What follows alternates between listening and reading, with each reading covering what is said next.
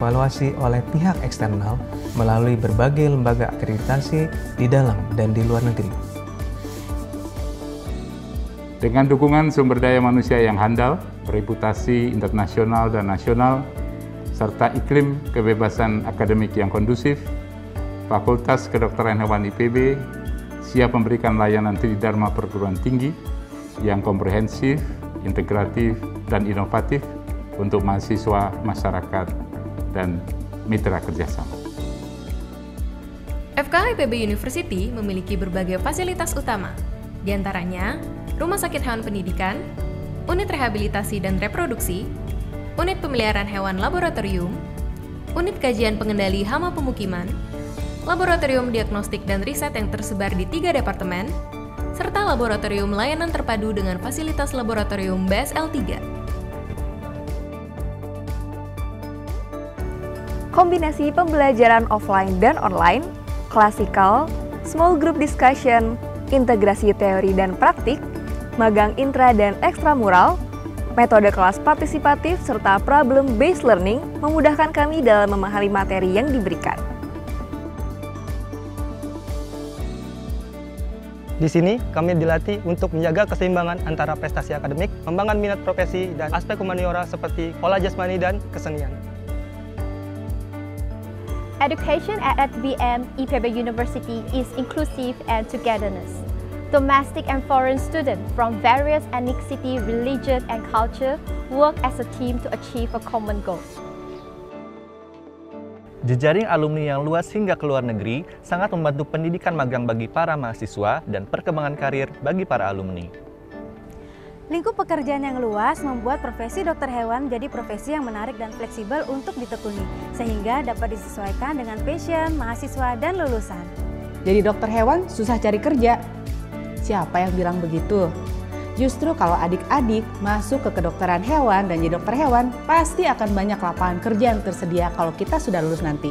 Jadi, bergabung bersama kami yuk di Fakultas Kedokteran Hewan, oke? Mari bergabung. Mari bergabung. Mari bergabung. Mari bergabung bersama Keluarga besar Fakultas Kedokteran Hewan IPB University.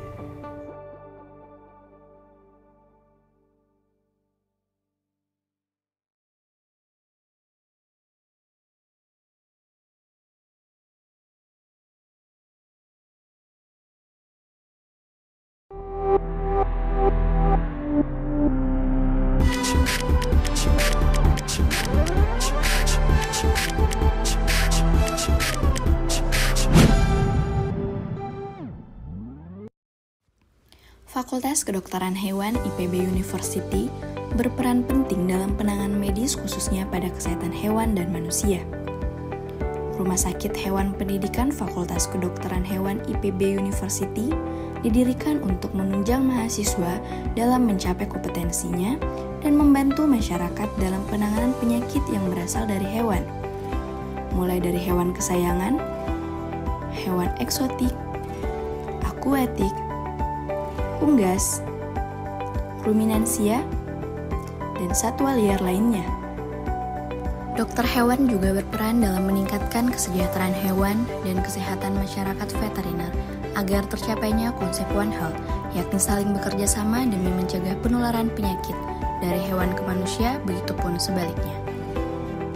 Rumah Sakit Hewan Pendidikan Fakultas Kedokteran Hewan IPB University merupakan rumah sakit pendidikan yang digunakan mahasiswa vokasi, sarjana, pasca sarjana, profesi dokter hewan, dan dokter hewan spesialis. RSHP FKH IPB University berdiri sejak 11 Oktober tahun 2000 dan diresmikan oleh Presiden RI ke-10 Abdul Rahman Wahid. RSHP FKH IPB University berlokasi di kampus IPB Dramaga, memiliki sarana dan prasarana yang lengkap, serta penunjang belajar yang baik. Fasilitas RSHP meliputi poliklinik, rawat inap, radiologi, USG, endoskopi, hematologi, dan ruang bedah. Berikut adalah jajaran dokter hewan dan staf RSHP FKH IPB University.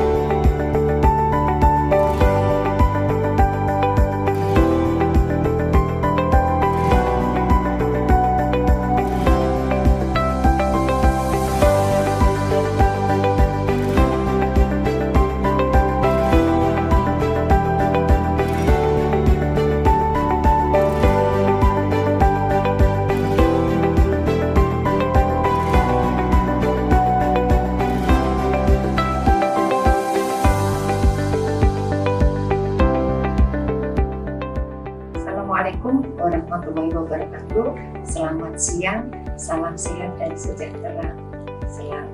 Rumah Sakit Hewan Pendidikan Fakultas Kedokteran Hewan IPB University mempunyai visi yaitu menjadikan rumah sakit hewan rujukan spesialis terpilih dan terdepan, profesional, mandiri, dan bermartabat serta mengabdi kepada kepentingan dan kemakmuran bangsa Indonesia.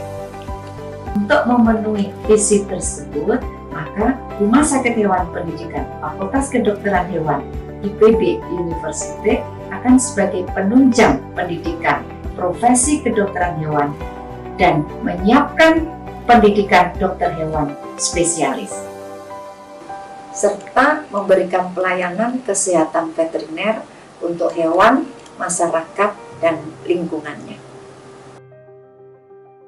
Kami tunggu di RSHP FKH IPB University.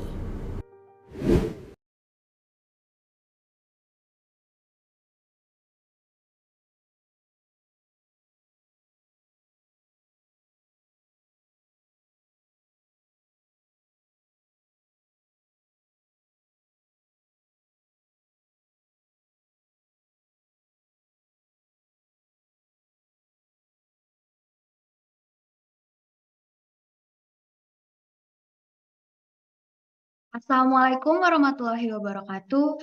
Peace be upon you. Shalom, Om Swastiastu, Namo Buddhaya, Salam Kebajikan. Excellencies, distinguished guest participants, ladies and gentlemen, good morning from Indonesia and welcome to the guest lecture of the Faculty of Veterinary Medicine IPB University, an update clinical practices in avian and zoo animals. Please welcome to our honors, Professor Denny Noviana, DVM PhD DIVM, as the Dean of the Faculty of Veterinary Medicine IPB University, Professor Niwayan Kurniarnikarja, DVM MP PhD, as the Vice Dean of the Faculty of Veterinary Medicine IPB University, Dr. Nilu Putu Ika Mayasari, DVM PhD, as our moderator for today's guest lecture, and our respectable speakers, Dr. Ligaya Ita Tumbelaka, SPM PMSc, and Professor Jalila Abu, DVM, SPIM MS PhD, and not to be forgotten, our respectful participants. Good morning and welcome to the guest lecture of the Faculty of Veterinary Medicine IPB University. To begin with, allow me to introduce myself. My name is Mumtazia Karima Putri, and it is my delight to be your master of ceremony for today's occasion. Before we start, please let me mention some of the guest lecture terms that should be followed by all the participants throughout this event. I will be reading the terms in two languages, English and Bahasa Indonesia. First, for all the participants, please rename your Zoom account name into the following format, which is name_country in order to be admitted into the meeting room. Dimohon untuk peserta memastikan bahwa nama menggunakan format nama _ asal negara agar dapat diadmit ke dalam Zoom meeting. Second, microphone must be muted throughout the course of this guest lecture. Dimohon untuk mikrofon dalam keadaan mute atau mati selama acara berlangsung. Third, participants are required to fill the list of attendance and the link will be shared later in the chat box in order to receive the e-certificate of this guest lecture. The certificate will be distributed via email within 7 days. Peserta perlu mengisi form kehadiran yang akan dibagikan ke dalam kolom chat karena sertifikat digital akan dibagikan berdasarkan data yang masuk ke dalam form kehadiran. Sertifikat ini akan dibagikan melalui email dalam kurun waktu 7 hari. Fourth, participants may ask questions for the speakers by typing into the chat box with the following format. Name_institutions_questions, and please state to whom the questions is addressed to. Peserta diperbolehkan mengajukan pertanyaan dengan mengetikkan pertanyaan dalam kolom chat dengan format nama, _institusi, _pertanyaan, beserta keterangan kepada siapa pertanyaan tersebut diajukan. Fifth, any technical questions for the organizing committee may be asked by typing into the chat box and/or by using the raise hand feature. Apabila terdapat pertanyaan terkait teknis untuk panitia, peserta dapat menyampaikan melalui kolom chat dan atau dengan menggunakan fitur raise hand. Six, participants are not allowed to record any portions of this event. Terakhir, peserta tidak diperkenankan untuk merekam segala bentuk rangkaian pada acara hari ini. I would like to inform you first that in this guest lecture, we will have a quiz competitions in the end that will be held on quizzes.com. So please be prepared for the devices and kindly follow the following sessions in order to have the chance to win interesting prizes that will be announced later. Okay, next. So before we get into the main event, please let us first hear the welcome remarks from the Dean of the Faculty of Veterinary Medicine IPB University, Professor Denny Noviana, DVM PhD DICFIM. To Professor Denny, the time and screen is yours. Thank you, Muntasa. Assalamualaikum warahmatullahi wabarakatuh. Good morning to all our participants. First, please allow me to praise to our God, the Almighty Allah Subhanahu wa Taala, for His countless blessings that has allowed us to be here today in this webinar. On behalf of the Faculty of Veterinary Medicine IPB University in Bogor, Indonesia, I would like to welcome everyone today on our international guest lecture with the theme an update on clinical practices in avian and zoo animals. We in IPB University are delighted to host today's guest lecture series as we excitedly welcome participants coming from Indonesia, as well as from neighboring countries such as from Malaysia, Nigeria, Turkey, South Korea, and others. We have more than 200 people registered to attend this morning webinar, and I would like to give my sincere thanks to all of you who have taken the time to participate in this exciting event.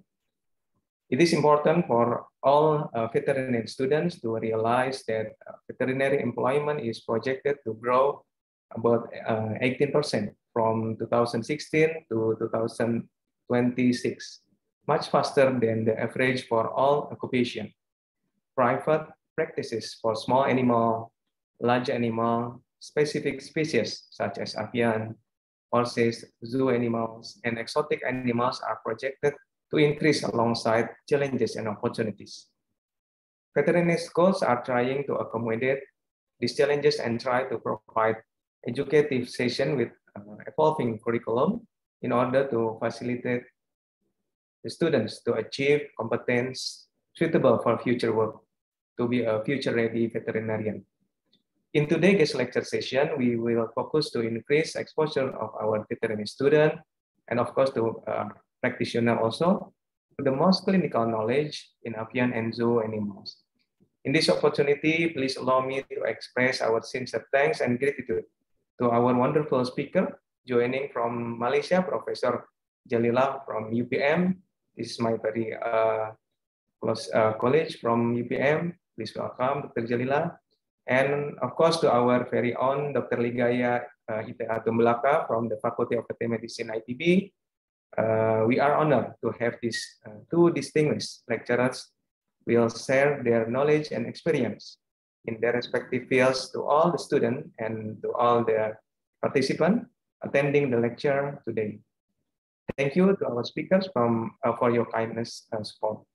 To all the organizing committee, to organizing committee members, our young lecturers of IPB University, as supported by all student organization of Faculty of Veterinary Medicine IPB University, we thank you for your efforts in hosting this wonderful event. I wish everyone a grateful this lecture this morning, and may this kind of events continue to increase all veterinary students and participants attending this event to the current update and important knowledge that are much needed to fulfill your future competencies as a veterinarian. Thank you. Assalamualaikum warahmatullahi wabarakatuh. Waalaikumsalam warahmatullahi wabarakatuh. Thank you very much, Prof, for the remarkable opening. So following what mentioned before, we are also hoping that all the participants could gain more knowledge regarding the topics that we will have today. After we hear the remarks, please let me invite all the participants to have the camera turned on because we will have a quick photo sessions. So please be prepared for the photo sessions. We will wait until 1 minute for you to prepare for the best expressions and turning on your camera. For the committees, please be ready for screenshotting.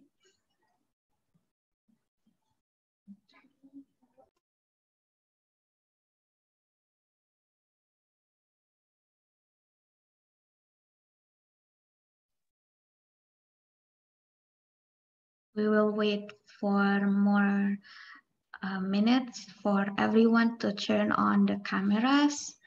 And thank you for everyone that already turned on the camera. So please prepare your best pose.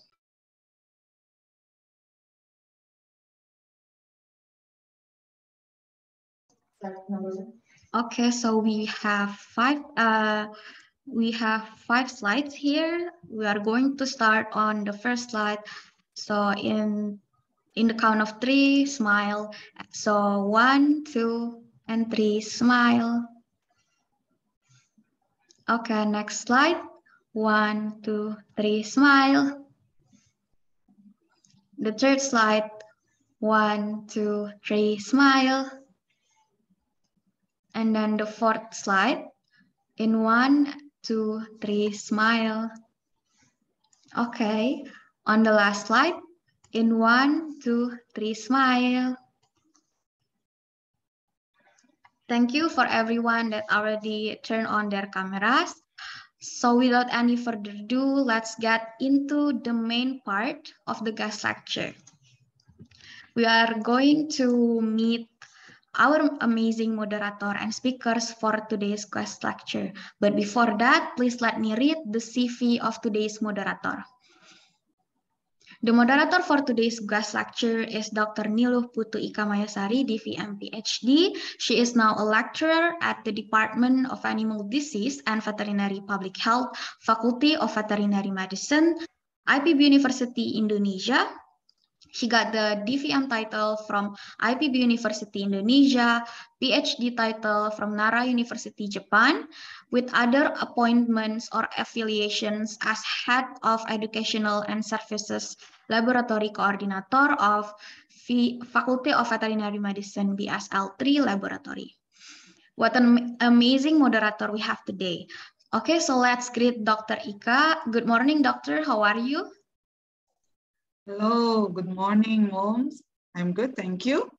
Good morning, doctor. So we hope you are always in the best conditions. Thank you for your response. So from here, I will hand you the following session. The time and screen is yours. Okay, thank you very much, Mom. Thank you for a kind introduction. So a very good morning, ladies and gentlemen, to all of you, the participants, the dean, the vice deans, and of course our speakers today. So I think it is not the participant is not from only from Indonesia, but also from the other countries. So I welcome you in our today's guest lecture. A very good morning to you in Indonesia and to who in the same time zone with us here in Indonesia. Maybe good afternoon. Good evening, maybe to you who are in a different time zone with us here in Indonesia. So it is an honor for me to be here with all of you today in this virtual room for our guest lecture today with the amazing speakers. So today we will have a guest lecture. We will get information and update about clinical practices in the avian and also in zoo animals. So, okay, we have two excellent and amazing speakers today. So one is from Indonesia and the other one is from Malaysia. So they will give a talk and share their information and also experience to us today. And I think each speaker has quite enough time to give their talk. And after the two speakers give their talk, we will have the discussion. So I will remind you again, if you have any question, please write the question in the chat box. Okay, first, let me introduce our first speakers today.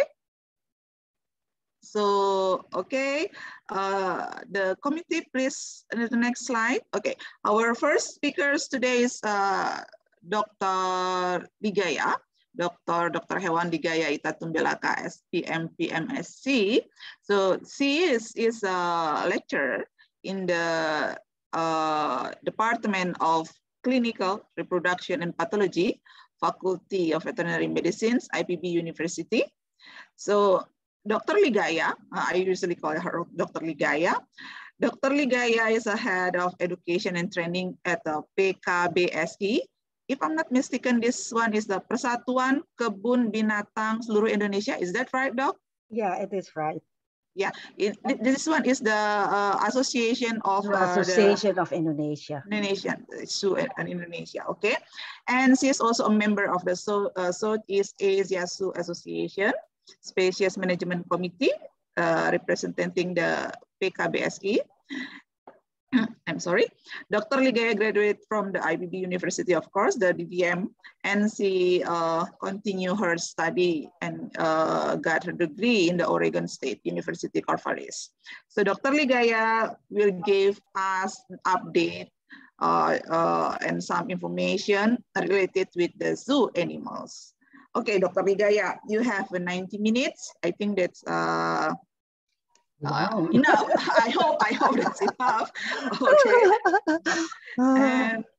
And now the time and the screen is yours, Dr. Ligaya. Please. Well, thank you so much, Dr. Ika, for your introduction.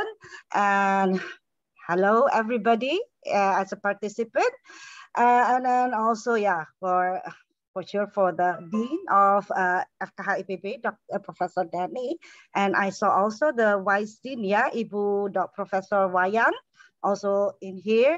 And actually, I'm very delightful and also very honored because I didn't expect that so many students or maybe also a vet will be here. Yeah, and then when I asked the committee that so many countries also the students come from. So, well, hopefully everybody will enjoy my sharing of lecture for today. And then, yeah, I mean, like the main topic is clinical practices, but maybe I'm not going into that straight away. But actually, my topic will be introduced for you students. Actually, first become a zoo vet or wildlife vet first. Then after that, you have to mastering about all clinical practices in different species of wild animal. So hopefully you will get more information about how becoming a zoo vet or wildlife vet. Okay, so 90 minutes is plenty of time. So hopefully I can fill that time with sharing my knowledge, yeah, to you. And then, yeah, I will open also for question and answer later on. And also for comment, actually, not only question me, but comment me, it's also okay. Okay, then I will share my PPT. Allow me, Denny, Bu Wayan, Wika. And then also I thank to Tasha, our great MC for today. She's one of the mahasiswa berprestasi ya dari FKH IPB. So this is your first test, I think, as a candidate of mahasiswa berprestasi Indonesia. And also welcome to all from, I heard from Nigeria, Korea, and whatever country that will come. Hopefully my English can be understood by all of you, okay? Okay, not further ado, I will share my screen. Can you see my PPT? Yes, sure. Yes, it's okay, Dr. Ligaya. Thank you. Now, so actually the title, I just choose the topic that was given to me about zoo and wildlife medicine. So I was thinking about sharing what is the future opportunity and challenges actually as a student who are willing to be a zoo or wildlife vet. Okay. In Indonesia, we have this part already regulated in a law like medic conservation and a medic conservation vet. Yeah, I will explain you later on. Okay, first thing. So what I'm going to give for today 90-minute lecture, actually it's simple. So I will introduce what is zoo and wildlife medicine actually, and also how actually we will divide it by name actually. If we work in the zoo, what we call actually as a veterinarian. We all veterinarian for sure. And then also, for sure, the challenges and opportunity that we need to explain, and I will close that. I'm not going to summarize or to give conclusion, just closing this talk. Yeah, okay. So we start with zoo and wildlife medicine. I believe most of you know what is a zoo. But wildlife, also you know. But to combine those words, actually, we need to know really about the definition. Yeah, so we know to place ourselves if we want to work in this area. So the wildlife medicine program actually prepare veterinary students, yeah, to wait. To gain from a solid foundation in domestic animal medicine. Yeah, because I know, I hope our curriculum is in vet school, it's a little bit, it's almost the same, whether it's in Malaysia, Nigeria, Korea, yeah, and as well. But the thing is, the curriculum for us ourselves, the emphasis is more toward the domestic animal, which is for pet animal, dog and cat, and then also for the livestock. But nowadays, we gain more information about wild animal, aquatic animal, as also the knowledge that are given in curriculum as, yeah, it's still some of those are is elective courses. Yeah, elective course. So we know that when you graduated, most of your knowledge toward pet animal, livestock, yeah, and also poultry. Those all in the domestic animal range. But with this opportunity, actually, places that we can work, so students can also learn how become a zoo and wildlife veterinarian. Yeah. So this is what we hope. So from, holding cats, later on you can also work with big cat, we call, yeah, or large cat, such as tiger. In Indonesia, we have Sumatran tiger still, yeah, in the jungle and also in the zoo. So especially in the zoo, a lot of zoo vet are needed to work with this wildlife. So now we know. So there is a little bit different of how the way we think or we study as a veterinarian at the beginning. So for sure, a wildlife veterinarian treat wild animal. So many species in wild animal, including bird, amphibian, reptiles, and mammals. Yeah. So because the example will be in Indonesia, so I just share it. So will be most benefit to the Indonesian student for sure, but the student who are not from Indonesia, I hope will become an enrichment knowledge about knowing how actually Indonesian also regulate or having this zoo conservation or medical conservation program. So wild veterinarian can work at where, you know? So actually in Indonesia, we have several places that we can meet the wild animal, okay? So for now on, we know that the first one that we can meet the wildlife in their habitat, actually in the jungle. But well, for sure in the jungle, we call in situ. Our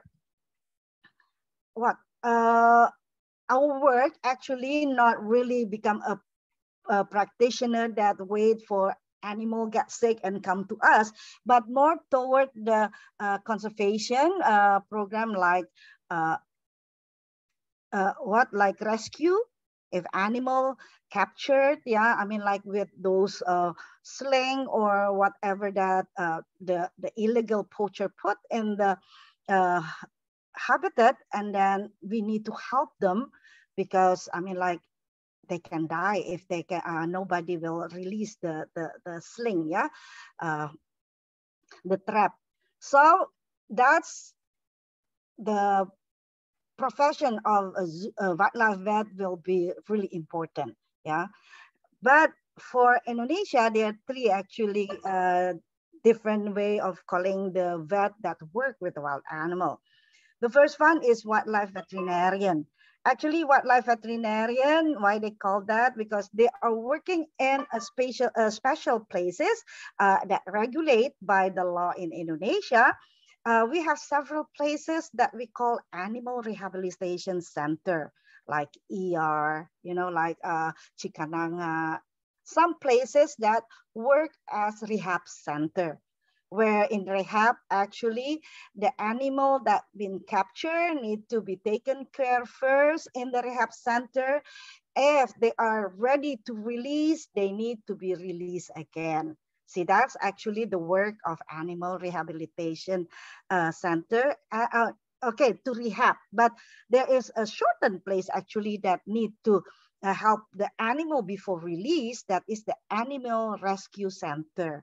So we have to rescue the animal from what? From human, because humans sometimes, if they capture wild animal in the jungle, what they will do, sometimes they kill the animal. So that's the thing that we don't want it happen to the wild animal. So as a vet, we need to rescue them, yeah, because for the procedure itself from the habitat bring or transported to the center, it needs transportation, but beside the transportation, there are also procedure that we need to work on the animal, so the animal will be feel nyaman, yeah, so they will really feel safe to be transported. So that is like we have to sedate the animal. Yeah, even then there's also a place that we call animal conservation center. Usually the center run by the government. That what we have now actually for elephant, yeah, because before we have a lot of conflict, human and elephant conflict, but we know the elephant that they are explorer, yeah, they can walk. I said from Aceh, that is the northern part from the Sumatran island, go and then far away to the Lampung area. So, but that is the nature. But what happened nowadays, I mean, like, because of the timing, so a lot of places that actually before is a path for them to just walk, you know, it's already raised a lot of villages. So that's also a source of problem, because human is there, the elephant walking around the village, and then the human feel that is the threat for them. But if we want to think further, actually, we have to really realize that actually probably before our place was a track of the elephant. But by the way, it happened, and then so conflict happened. So some of the elephant in Sumatra need to be put in a conservation center. So for sure, a vet is really needed there. So that's the places that we call wildlife veterinarian, okay? Like animal rehabilitation center, mostly, if I'm not wrong, a lot of primate in Borneo or Kalimantan. Yeah, that's in orangutan, yeah, Bos. They also have for gibbon. So a lot of places actually, and Bekantan as well. And then the second one, we call zoo veterinarian. So why? Because yeah, for sure the veterinarian will work with the wild animal in a zoo. So in a zoo is in Indonesia, zoo call also a conservation institution. Yeah, that is by law. Okay. So and then in us, there are different name for a zoo actually, a conservation institution. Some of places we call zoo, some of places we call safari park. We also have animal or spatial animal park. So the difference is only the sizes, the taxa that the institution holding or collection, and also how the way they manage the animal.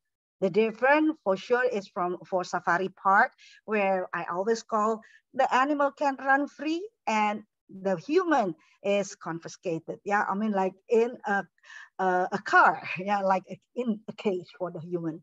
So that is zoo veterinarian. But this last decade, a lot also emerged like exotic animal vet.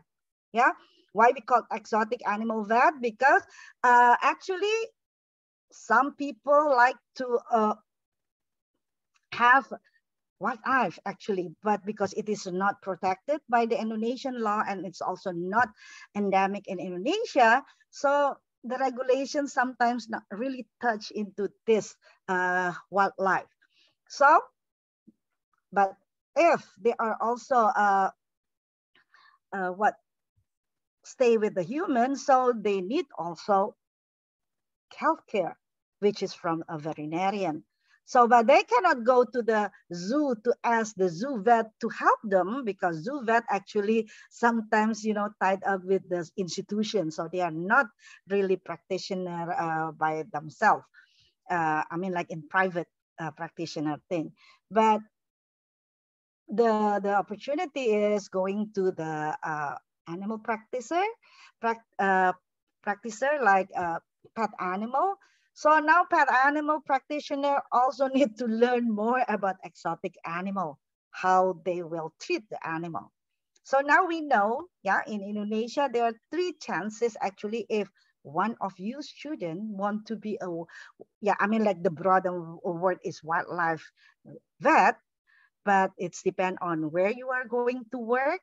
Sometimes the call is a little bit different, like, oh, I'm a wildlife veterinarian, so I can tell that you are not working in the zoo. But if you saw, I'm a zoo veterinarian, oh, okay, you're from the zoo.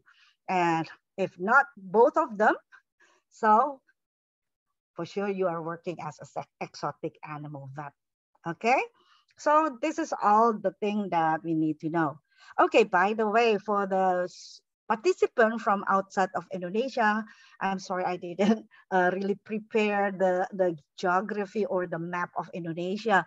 Hopefully all of you already know about how actually my beautiful country, you know, consists or comprised of a lot of island, you know, and then we have 5 big or large islands and many small islands. So for this kind of geography or map, also there's a challenge for us, how actually we need to think about how to transport animal from one side to another side. Yeah. Okay. So zoo veterinarians, yeah, this is the one that I will emphasize because my experience is working from zoo. Actually, from 1992, I gave you a little bit history why Prof. Danny asked me to give this lecture, yeah, maybe, because since 1992, IPB has a collaboration with one of the large zoo in Indonesia, which is Safari Park, yeah, Indonesian Taman Safari in Bogor. So I was appointed to be the the liaison, yeah, or the person in charge helping the safari part. But I don't know why it become longer, then become a collaboration team. But I'm helping a lot in that part about veterinarian work. But actually, I was asking to help them with the reproduction part, which later on I will also share my knowledge about this. Okay. I will tell you, as a veterinarian, we have another thing that we can also do, but it will be so benefit because we are a vet. Yeah, I'm very proud. I'm a veterinarian. Okay, so since 1992, and then after that, I helping, like you heard, the Indonesian Zoo and Aquaria Association, because I'm a lecturer, so I chose the Department of Education. I think that's in line with what I'm doing until this moment. So, zoo veterinarian actually specialize with advanced training and the treatment and care of exotic species held in captivity. Well, actually, I took this from Google, yeah. So maybe wildlife species, yeah, held in captivity. So if we can see, you know, like my picture, I took it. This is from the zoo. Sorry, maybe you don't see this. This is zoo area, you know, like in the map, we can tell variety of species that they really collect. And then, so we have to give a good health care for them. And also for the bird, avian, yeah, this is in Jakarta also. Then also with the the reptile and amphibian part. So a lot of them. Well, before we go further, I have to let you know, this is also, I took it yeah, from source, that if we want to be a wild veterinarian, I mean, want to be whatever, you know, we have to know what the goal actually that we want to work. And then we have to also know, need to find out what the tips actually I can be a successful professional. Yeah. So I got this is very good. I think I will just give it to you. To be a successful in wildlife and zoo vet role, yeah, just need a lot of skill and qualities. Okay, so skill is good, but best if you also have a quality of the skill, the knowledge, and not forgetting your attitude to work. That is very important. Okay, so as a vet, we are asked the skills. Yeah, the first one, problem solving, because actually, yes, our duty actually to solve the problem, which the problem is a disease, you know, like we need to know how to diagnose, and then we have to find out what best treatment that we can give for the our diagnose, and also knowing the chances of healing or not of the animal, you know, like prognosis, yeah. So for this, one need to have logical thinking, yeah. So that's why I'm really asking you, I mean, I always repeated this, if you study, please study not only for your exam grade, okay? Exam grade is important. For what? For screening toward working if you won't work to other places. But you have to study it because you want to be an excellent veterinarian. Yeah. So, and then like if you go to the bank, you know, saving your money, do it the same with your knowledge and your skill. You start saving all the knowledge, because the structure of curricula actually that one faculty or school of veterinary medicine already have, we cannot give you, you know, like all the knowledge in one time, but we do it. That's why at least you have to study in Asia. Yeah, that's what I know. 4 years.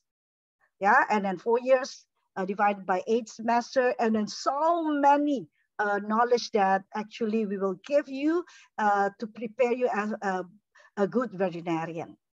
So semester by semester, please start learning, gain your knowledge, keep it. Yeah, not only memorize that through the exam, but keep it because you need it later on after you graduate. Yeah. And then it's also interesting. You have to need to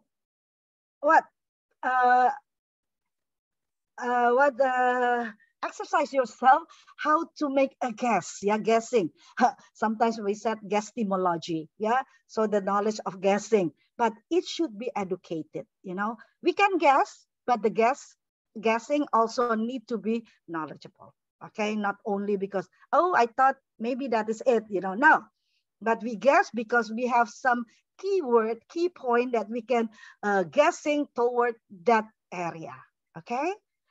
And then also you have to know the administering treatment. I will repeat it several times in my slide later on. Why? Well, but this is our weapon actually, the knowledge about healing. So if we don't know what kind of treatment that we will give to the animal, well, we cannot solving the problem.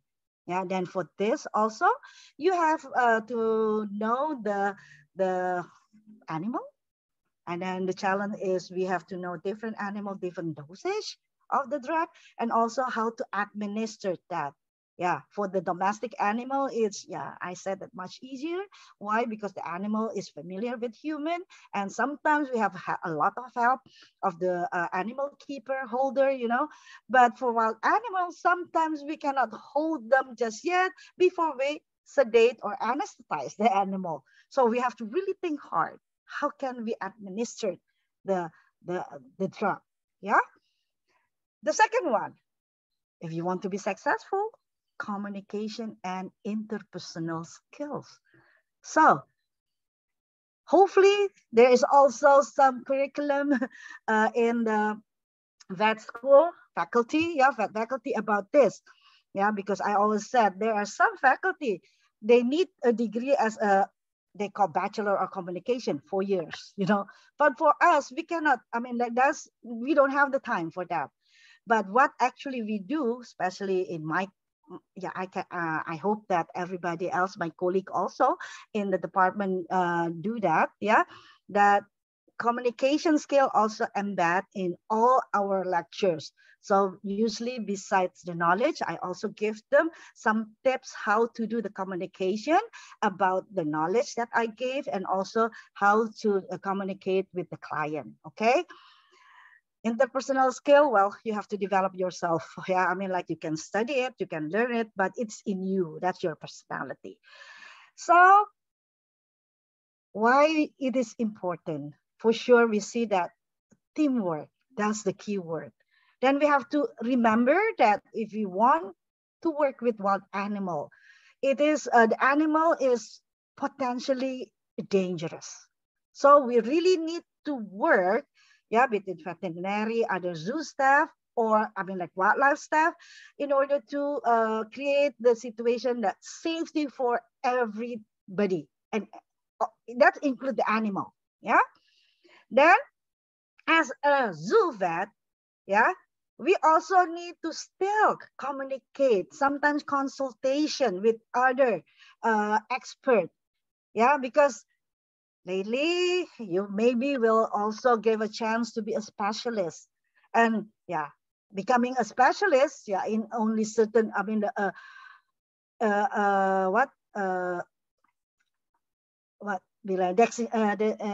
designated topic that we also learn deeper, so they know more about that. So most of the time, I have also experiences before when we need a doctor to help eye problem in a tiger. That time, there's no veterinarian doctor that really is a specialist for eye. So what we did, actually, we asked ophthalmologists to help us, but for them, at the beginning, they also hesitant to do it. But after we communicate, and then the doctor will help. So we said that, don't worry, doctor, because for the handling the animal, the vet will take care of that. But for you, particularly, duty is just concentrate for the eye. I think talking about eye, it will be the same, human and animal. So it happened. And then lately now, especially in the small animal practices, also for the dental. For carnivore, dental or teeth are really important because they eat meat. Sometimes they crunch bone. If they don't have a good teeth, and it will be difficult for them to eat, and their metabolism will be disturbed. And then, further the time, the way that they also will have a health problem. So remember, we have to work in a team. We need to consult with experts. So don't feel like, oh, I'm a veterinarian, so I know all. Please don't do it. Be humble, okay? But you have to be best of your competence, but be humble. Then now also a lot of technique like me before, I still learning before also from Prof. Danny about USG, but until now we don't practice it myself. But at least now I understand if we have the image, what should I read? How the way I read the image. So I have to really learn. But you all now the time that you learn a lot of sophisticated technique. But remember again, don't forget about the basic. The foundation of medicine, step by step. Tool is a tool.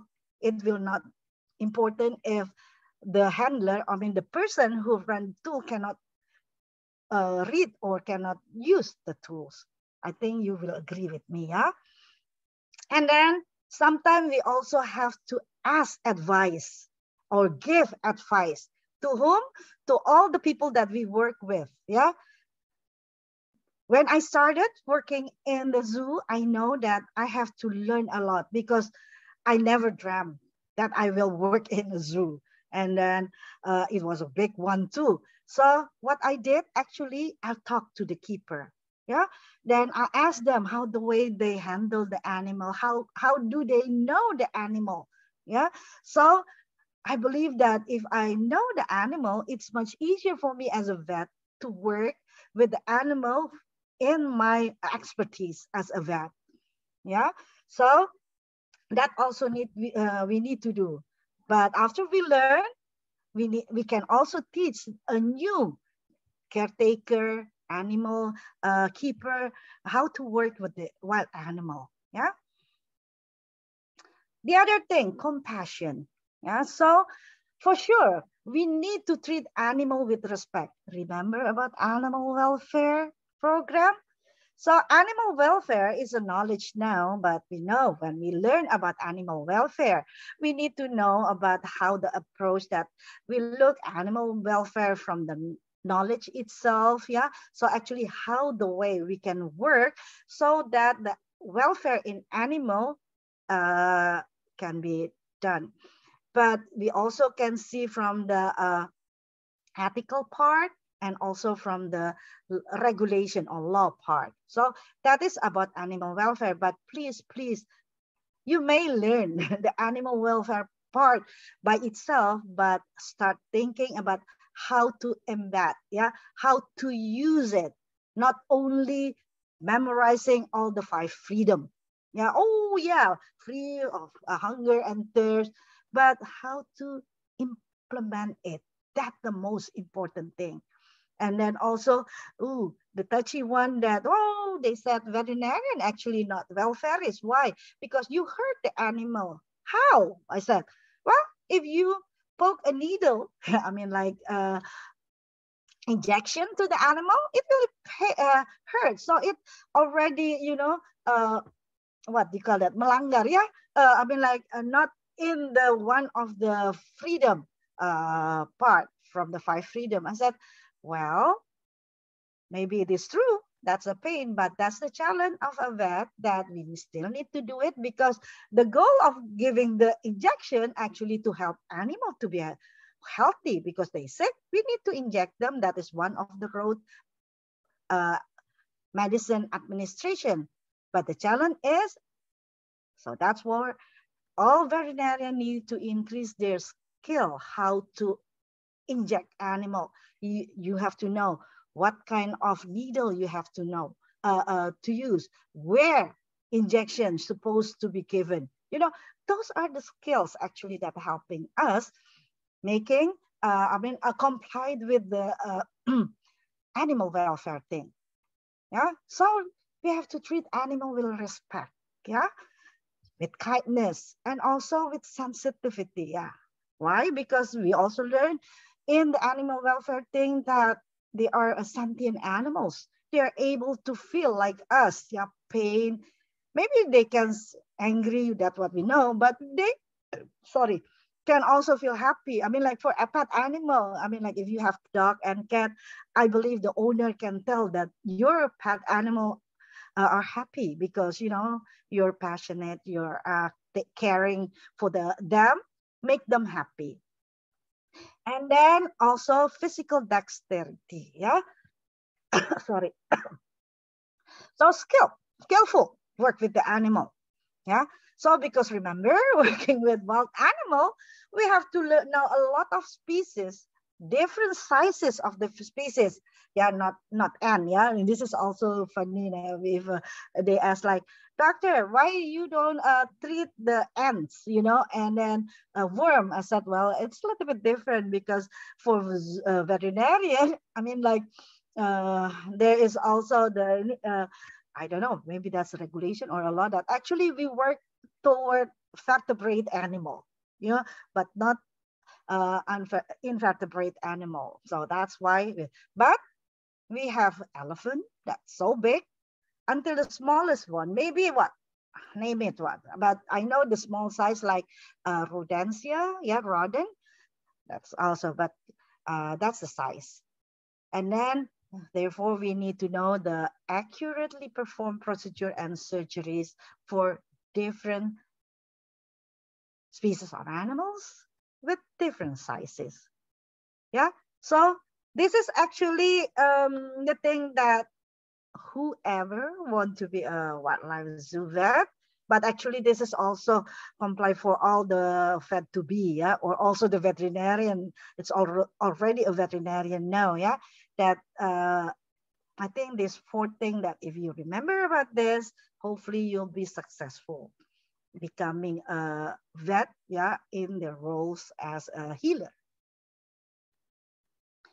So now we talk about the challenges, yeah, as a zoo vet. So when I study, yeah, first time, I know if you see I have a SPMP, actually that is a degree that I get as a specialist in medical primatology. I get in 1992 in Bowman Gray School of Medicine in North Carolina because of they have also primate center over there. So actually, I started my professional in wildlife actually in the species is primate. But when I came back to Indonesia, I helped the zoo because they need someone to work with the tiger. So can you imagine? I have to switch my brain, my knowledge about how to work with primate, that what I learned quite a lot before, and then become working with the tiger. And then with tiger is carnivore, you know about that. But in this part, earlier, I was helping with the breeding program, which I will share it with you later on. But after a while, I'll become a zoo vet as well because they asked me to do it. Yeah. So I learned more. Actually, when I gave, I also gained more because I love to study, I love to learn, but I also love to share my knowledge. See, that's why I gained a lot because I gave a lot as well. But the challenge first is we have to, oh gosh, wait, my battery almost died. Okay, thank you. Different species, yeah? But yeah, like I'll just need to switch from primate to carnivore. It's first. But later on, they asked me also work with the avian, with the mammals like herbivores and other animals that they have, but I'll just enjoy it. I'll study it. I never said I cannot do it. I said, I will say cannot do it until I try it. If I try, I couldn't do it, so I know I cannot do it. But well, luckily until now, yeah, that time when I was still in a practitioner field in zoo, I can do it. I could do it. Yeah. So we have to know that's a challenge, different species, and also the regulation. I will also share a little bit regulation about wildlife in Indonesia later on. And then this is also the hardest part that I learned, yeah? That working with wild animal, it's so difficult actually to really know whether they are sick or not. Especially if you only come to treat the animal every time without learning actually how actually the behavior of the animal, how the way they're supposed to taken care of, like the husbandry thing. Yeah. So that's also the part that we need to study. So usually they does not show clinical symptoms until near death.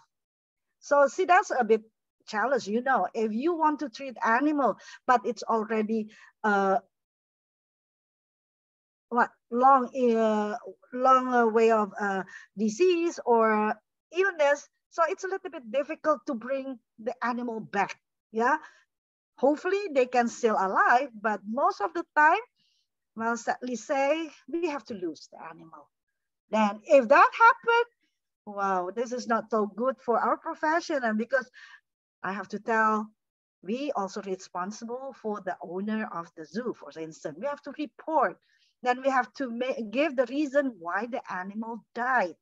That is, we have to have a communication skill very well for this, yeah? Okay, for the medical procedure also, there's a challenge. We have so many animals, so you have to have normal clinical stage, like for say, do you know whether if you take the blood sample and then you know you got the result, but you start asking, is it normal or not normal? You know, so this is the part that you have to, yeah, I think I have some in also slides that I had. You have to study smarter, yeah. So you have to start, yeah, if you want to be a zoo or wildlife vet, yeah, and then learn about the species and start to have a lot of saving data about this. So when you start working, you don't have to waste your time only try to find this data. Yeah, especially when your patient is in front of you. I mean, it is sometimes too late. Yeah. And then choices of root drug administration. I mentioned it before. We know several ways we are learning per os, you know, like parenteral, intramuscular injection, or subcutaneous, or intravenous, or intraperitoneal, or sometimes like intravagina or intraanus, or a lot of ways of administer the medicine. But remember again, we have to think about before we administer the drug, how to handle the animal, or if we don't handling the animal, how the medicine or the drug can get into the animal. That's a big challenge. Then we have to think quick about this. Yeah. So along with this, the knowledge about restraint and handling of animal become important as a zoo and wildlife animal. So we learn about physical and mechanical handling, yeah. But most of the time, because for physical and mechanical handling, you need some tools, yeah. Not all the zoo or the institution really provide with those tools. See, that's why if you become a vet in one place, then you know there are animals that needs a particular equipment, yeah, tools that need to help the work for the vet. Maybe you can ask the institution to provide that for you. But most of the time we use chemical anesthesia. Okay, so if a chemical, meaning what, you have to really understand how to how the drug, yeah, anesthesia drug, yeah, medicine, and then the dosage, and also how to administer. So we have to learn based on some other people experiences as well. Yeah. So know your animal. This is a big challenge, yeah? Because for vertebrates in animal kingdom, we have five different classes. So see, that's why if we get zoo need to provide the collection 3 different taxa. So meaning that they need to choose mammals, bird, fish, or mammal, bird, reptile, amphibian. So they need minimum 3 different taxa. So if you want to work in zoo, you have to prepare yourself. You have to really learn about those animals. And also safari park. But if animal park, we call Taman Satwa now, it only required 2, minimal 2, yeah. But there are also one place that only particularly one species like Taman Kupu, but Kupu is also, we seldom work with this because they're not vertebrate. But they have also Taman Gajah maybe, elephant park. So it's only elephant in there. For this kind of place, it's much easier for a zoo vet because they need to master a lot of the knowledge about only elephant. But in zoo, wow, minimal 3 different taxa. Yeah. So majority of the zoo in Indonesia, for your information, in Indonesia, like the government give the licensee for a zoo, or Taman Safari. They said it's more 80 zoos that are licensed by the government, but member of the Indonesia Zoological and Aquaria Association now just 56 zoos. So not all the zoo institution also, this is the general, not the what special like rehab center, rescue center. They have different association, I think. But for the zoo association, those are the institution that can become the member of the zoo association in Indonesia. So most of the collection that they have, almost 50%, most of them, like a zoo and a safari park, have birds, avian. So now avian medicine, I think today lecture is about avian medicine, I guess, I think so. Sorry. Then that is really important for you guys, But, and then the rest is variety of taxa. So they have mammals. The mammals can be from primate, herbivore, carnivores, And then some of them also collected reptiles and amphibian. Not so many for amphibian, but reptiles like snake, crocodile, and then turtle, Komodo. Some of them, they have it, And then aquatic animals also. There's also some institution in Indonesia, become the member of PKBSI or ISA. This is aquatic. So most of them just deal with aquatic animal, fish, fishes. So actually, this is the first also saving knowledge. If you really want to work with these wild animals, start to study them, make a report, not report, what do you call that? Catatan, record, recording about this. So you have that. So you know, when you work with them, you already, part of knowing the animal. Okay, now I will share about the regulation in Indonesian. So for working with the wild animal, actually it's under the, I'll just put it there, the Wildlife Management Authority. This is from the Ministry of Environment and Forestry in Indonesia, but the Directorate General is Nature Resources and Ecosystem Conservation. So this is in Indonesia. Well, hopefully the participant from other countries also know what happened in your country. And then for scientific authority, run by LIVI, Indonesian Institute of Sciences, but now they changed the name by the National Research and Innovation Agency. So actually, the scientific authority, so well, remember, become a veterinarian, we have to also gain the updated knowledge about also the current and also scientific knowledge. So we have to read some journal as well, not only, oh, I'm finished, I graduated, I become a vet, I don't have to open my book anymore. Wrong, yeah? Your book is your friend after this, yeah? Okay, so for conservation institution, yeah, which zoo is in here, deer, and then also the safari park in here.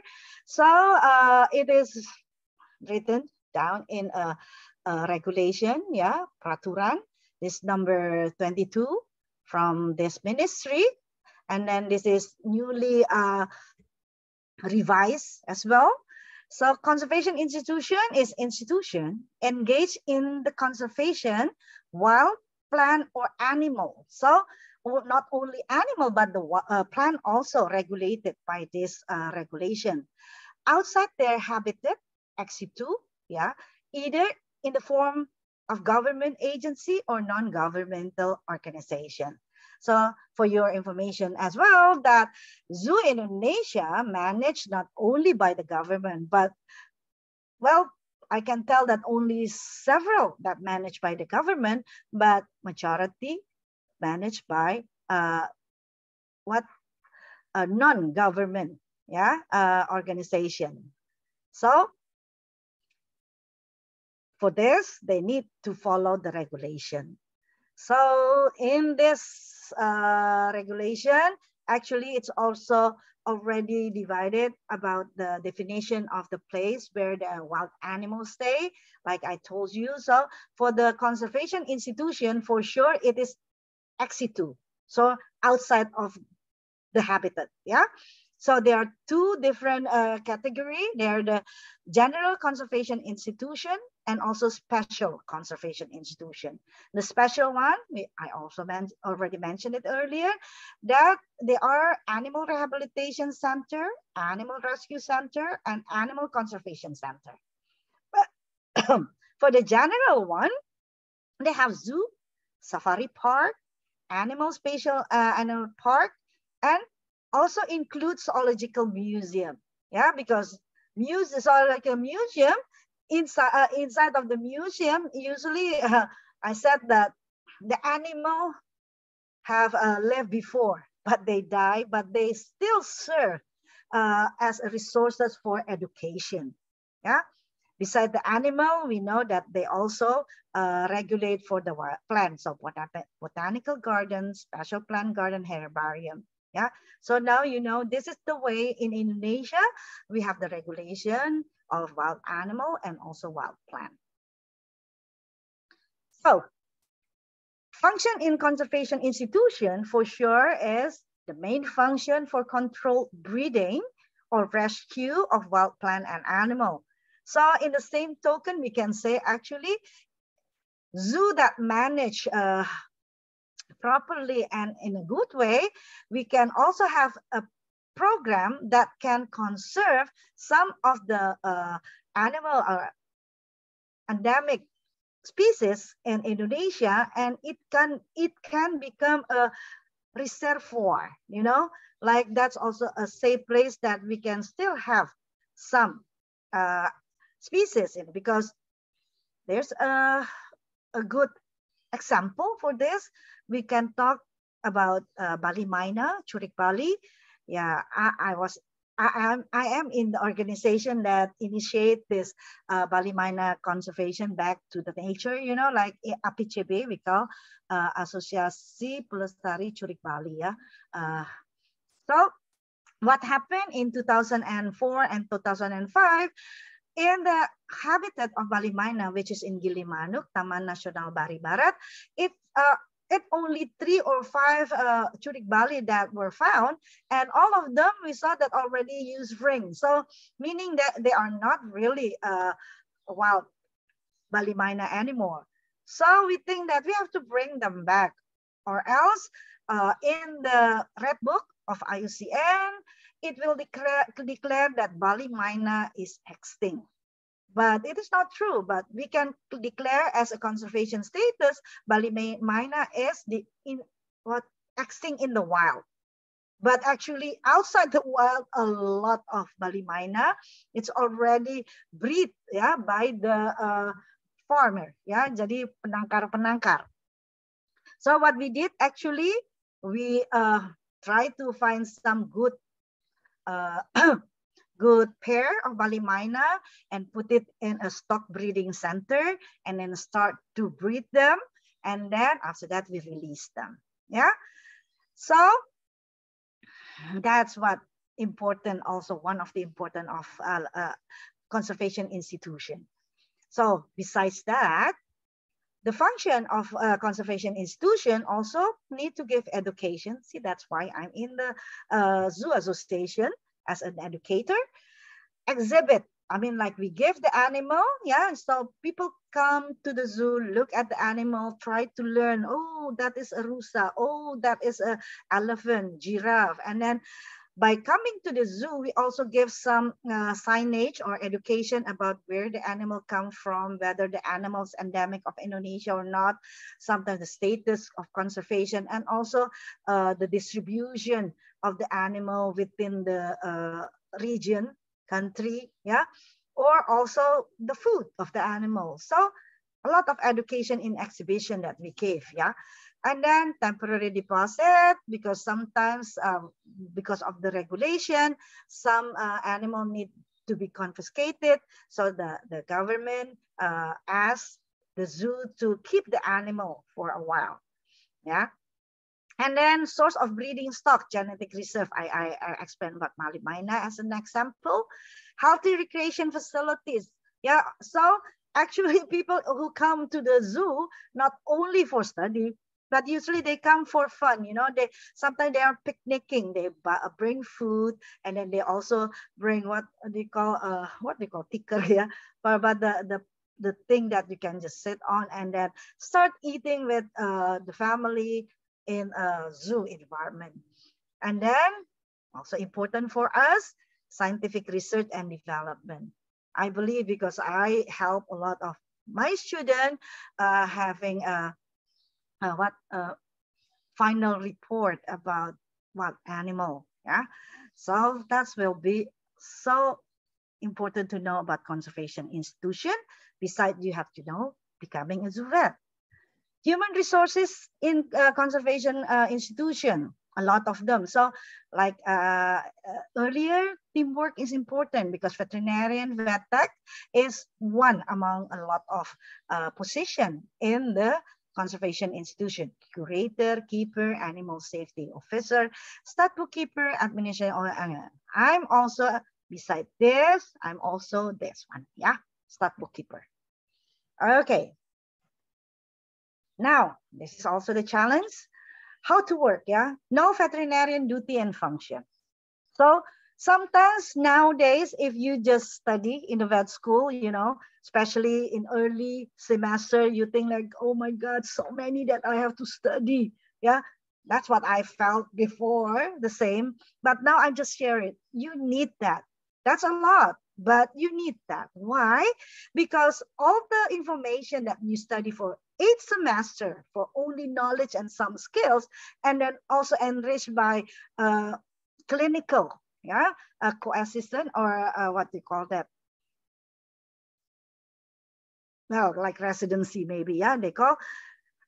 You will use those because you have a very, very important function.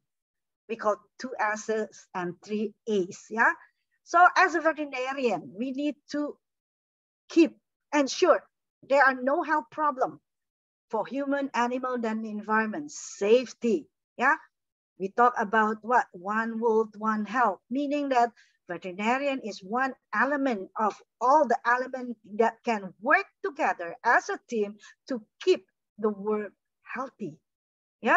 Security, to secure, to give safety, animal product, yeah, not cause any transmission and spread of diseases. So maybe you remember when you have to start like working in a vet from on farm to the table. Yeah. So that's a lot of knowledge that we have to learn about that. And then the 3 A's is we need to assurance that animal health, yeah, so especially for transportation. Now I'm helping also about the HR, yeah. So the health requirement, if we want to move animal or import, export animals, you know, that is really a lot of thought that we have to give. Yeah, that's need veterinarian competence. Animal welfare, because you have to implement it. I already talked about this. And also this animal medical services, yeah, or medical treatment.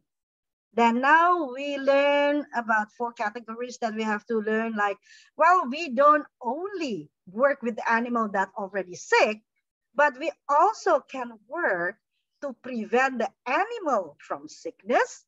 Yeah, there are 2 ways. The first one is promotive medicine, which not giving any medical or drug, but only give a good care, yeah, husbandry care, biosafety, biosecurity, or the most we can give vitamin or probiotic, biotic like that, but not really drug. But preventive, usually we also give some treatment, yeah, before the animal can get sicker or sick, yeah. And then also some screening, vaccination, that's the part in preventive. But curative, it is a part that really, like, you have to know how to diagnose, what to diagnose, what is the medicine that we have to give, or whatever therapy we need to do, whether it is what medicine or sometimes surgery. We need to do that also as a part of the treatment. That is in curative. And then nowadays we have also gained our knowledge about how to rehabilitate the animal just gone through the sickness. You know, sometimes after the sickness they have to gain their energy back. Yeah, but some of the animals sometimes because of the surgery we need to amputate one of the some of the part of the body which they really needed. So we really need to think about how to help the animal even though they are become a disability, yeah, so they lose one of their part of the body, external body, for instance. So we give also some aids, equipment aids, so they can still perform or they can still act like a normal animal behavior. So this is medical treatment, remember, promotive, yeah, improving the quality of animal life, especially biologically, with a good care, feed, living, environment cages, sanitation, hygiene, and environment enrichment. Yeah, so this is also part of the knowledge of vet. Yeah, don't you say, wow, this is not medication. No, this is, I have to tell you, I learned a lot. Prevention, yeah, promotive, preventive, it's much better. We do it all the time rather than to cure. Yeah, because if come into the cure, you know, we have to face whether the animal will be survive with us or will die in our table. So it's much harder for me, yeah. But if we do the prevention, so we know the animal is still healthy. So we keep the animal healthy all the time. Don't say that the vet do not have any work. That is much more work, yeah, compared to wait until the animal sick and then do the treatment. Yeah, so preventive, this is like TB test for primate, because we know we have to know, learn how the diseases of the animal, that especially zoonosis. Some of them zoonosis. A lot of animal in the zoo already got tuberculosis, but the regulation for tuberculosis animal also, we are not allowed to euthanize them, but we have to cure them because they got tuberculosis because of human, not because they are willing to get that diseases. Yeah. So ever to prevent disease, individual population, especially zoonosis. So that's why animal need quarantine procedure. Curative medicine, measuring, treatment, and this one now a lot of sophisticated method, skill, equipment that you have to learn, especially for anesthesia, yeah. And then rehabilitative medicine, you know, and it is simple, but a lot we did is with the domestic animal. Wild animal, I heard that one institution tried to help for the baby elephant that broken the leg, but it won't help, yeah. The baby cannot hold his or her life. So that's pity. Okay, still challenges. Okay, jadi if you know veterinarian skill that you really need to master, yeah, performing physical exam on an animal, giving vaccination, performing administration present medication, yeah, and then performing surgery, treating wounds, administering sedation, taking blood work and other samples. Okay, talking the sampling. Okay, sometimes I have to remind students, yeah, it is really important to do it correctly, yeah, and also don't forget to put label, yeah, labeling. Because sometimes, because we want to work really quick, and then we forgot to make the label of the blood. And then after work, I said, oh, whose blood is this? Why? Because you don't want to examine the blood without knowing whom that blood come from, because it will be useless, especially if we have so many animals that we collected the blood in the same time, yeah. And then also you have to know what kind of part of the blood that we need to samples, for the lab examination. So we know whether we need to use anticoagulant or not. So that's the part like actually easily studying in school. But if you do it, sometimes you forgot about this. Yeah, please don't do that. And then this is the sophisticated for me, but not for you. You are common now, like using ultrasound, radiograph. This is Prof. Dani specialty. Yeah. So this is the part that you have to really master that. But besides of veterinarian skill, as a veterinarian, we have to know also about general matters. Like I said, if you want to do a promotive medicine, we have to know about diet, feeding schedule, and everything. I mean, like if you wait until the animal's sick, yeah, there's also the knowledge about dietetic clinic, meaning that you have to know exactly what kind of food actually or diet that need to be given as for an animal that patient of ginjal, what's ginjal? Okay, certain diseases, you know. So you need to also give recommendation for the food. So might as well you learn about the normal food, yeah. Now, assisting with captive breeding program, that's what I did since 1992 for Sumatran tiger. And supervising zoo veterinary technician, vet lab. Yeah, so you have to learn not only for yourself, because willing or not, in certain institution, you'll become the leader, yeah, of this department, health department. Yeah, so you need to do this. You need to know how to supervise, even to teach them, yeah, how to do it right. So assist housekeeper, assist cage design. Sometimes the zoo design, a veterinarian also need to be inside the team, because if you work, I learned about how to work for medicine and in the place that the cage is very difficult even for human to get in, get out. And they also, yeah, what difficult is they kept a very dangerous animal actually if we don't really care about that. So this is also the part that we need to learn. Okay, so ethic, animal welfare, biosafety, biosecurity, communication skill. Well, start learning from now, okay? Now I will have some of my time because I think, sorry, Dr. Ika, how many more time? Because I didn't keep track my time. Okay, I think that because we start a little bit late than the schedule, so you still have around about maybe around 15, 20 minutes. Okay, so now I can fast up. Good. Assisting with captive breeding program. Okay, maybe this is the knowledge I will share with you. Maybe some of you as a vet also wants to work as a stud bookkeeper, please, because most of the stud bookkeeper in the zoo are veterinarian. Okay, so what is a stud book? Yeah, stud book is database, is a true record of the history of a zoo aquarium population that include the entire history of each individual and the population, and can be used for monitoring and managing a population.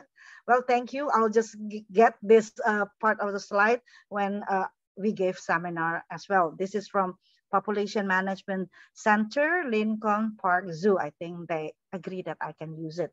So this is a part of the report that we can have from putting all the data to a stat book. So the stat book have an ID, yeah, and then what is the sex, current location, current local ID. So this is who's the father of this animal, who's the mother of this animal. And this is hashtag date. If this hash, we are sure the animal should be avian or reptiles, maybe, yeah. And then hash date. So it's so what? Thoroughly information that we need to find, because we need to know also the historical of each individual. So scope of information within a stat book, yeah, is customizable. Yeah, so can like me, I'm from the association. Yeah, so I'm a Sumatran Tiger national stat bookkeeper. So what I did, actually gather all the data from all the zoo that have Sumatran tiger, and I put it in one record. Okay. But we have also in the regional country, from Indonesia, it will be in Southeast Asia. And then there are global, international, that is from WAZA. So there are some, actually in Indonesia, for tiger, yeah, the regional country, a lot. In Southeast Asia, we don't have it, but they have also regional from, sorry, yeah, America, Europe, Japan, Australia. So because they have also, they keep in their collection Sumatran tiger. So the Sumatran tiger species actually managed globally. So that's why we have to. We also have the program from WAZA, that is WAZA's the International Zoo Association, about global species management plan. Yeah. Okay. So this is all the records, the unique stat book, date of birth, birth locations. So can you imagine all of the information? We need to talk to the people who make the record in their each. See, that's why recording is really important. Yeah. So it's a stat bookkeeper is a person, yeah, individual who complies and maintain an animal database of track through history of group animal. Yeah, I mean, I have to be proud because I'm the first Indonesian stat bookkeeper, and it's still until now. But I'm sorry, the stat book, the data is, you know, it's only in the the places of this. I mean, like, it's not open for umum, yeah, for the society. The student stat bookkeeper become a resource and expert of population they are tracking. So in AZA is American Zoological Association. Yeah, so stat book use monitoring, actually managing population in zoo and aquaria. So actually in zoo, yeah, we can manage, you know, usually if breeding, if in zoo, usually they do not have a large population of animal. If they breed within their zoo themselves, so it can become inbreeding, high inbreeding. So what we need to do is to think who the animal that we need to transport and best to breed with another animal from the other zoo in the same species. Yeah. So all this data, we can find it in stat bookkeeper. So usually stat bookkeeper also gives some recommendation, breeding recommendation. So So this is all the information we can get. Is your population growing or declining? Breeding, husbandry knowledge, accurate measurement, lifespan, how many offspring? So compiling data, zoo many. Yeah, so we can see from this. So from 62 to 2017, this is for Arabian Oryx. Before it's, you know, look at this. This is almost finished, but because of the conservation effort, it become higher, but now they have in 150, so they're still okay. Yeah, and also this is age pyramid, so we can tell how many female, how many male. Yeah, this is the population in a group class in certain species of animal. So we can learn, oh, this is old, it's okay, but we can tell that this is 0 to 2, so there's some breeding or offspring occurred in that year. So this is maybe the population that productively breeding. So with this kind of diagram, we know that our population are secure. Yeah. So, okay, it's already explained. So useful multi-type, multi-institution use it. Yeah, within institutions, scientific use it, legal public relation use it. Yeah, I mean like scientific usually. So if you got permission how to use the data, you can use the data. I mean, I have to say that my data about Sumatran tiger stud bookkeeping already gave like what, more than 5 students as a bachelor using the data for their final report, yes, skripsi. Okay, so that's the gain knowledge that I can share to you about another work that zoo vet can work in. So what we hope for the, because we talk about competence, yeah, we have to have knowledge, skill, and also attitude or aptitude toward work. So actually, we really like to have a zoo vet or with this kind of soft skill, yeah, professional work attitude. The first one should be honest. Luckily, now IPB become put also honesty is the one of the soft skill that as an IPB student need to develop this. Discipline, dedication, integrity, cooperation, commitment. So this all soft skill need to be developed in a vet, yeah, way of working, which comprise all of this become a passion of working, especially for wild animal. Yeah, because if you don't have the passionate for wild animal, please change different field, okay? Because you will be feel so hard to follow this. So you need also be able to work independently, but you need to know how to work in teamwork and communication with ethics. Again, it come out. So now, what are the opportunities actually? So you have, I share you about the challenges, not difficult. A challenge, the thing that actually to make you will study more, yeah? But the opportunities is also in front of you. Why? Because there are places actually. I remember before, I always asked by the officer, I mean a higher officer in the Ministry of Forestry before, where is the vet for wildlife? Why it's only several vet? We need a lot because you know Indonesia is mega biodiversity, so many wild animal, endemic animal, blah blah blah blah. Oh gosh, a little pressure for me as an academician, yeah.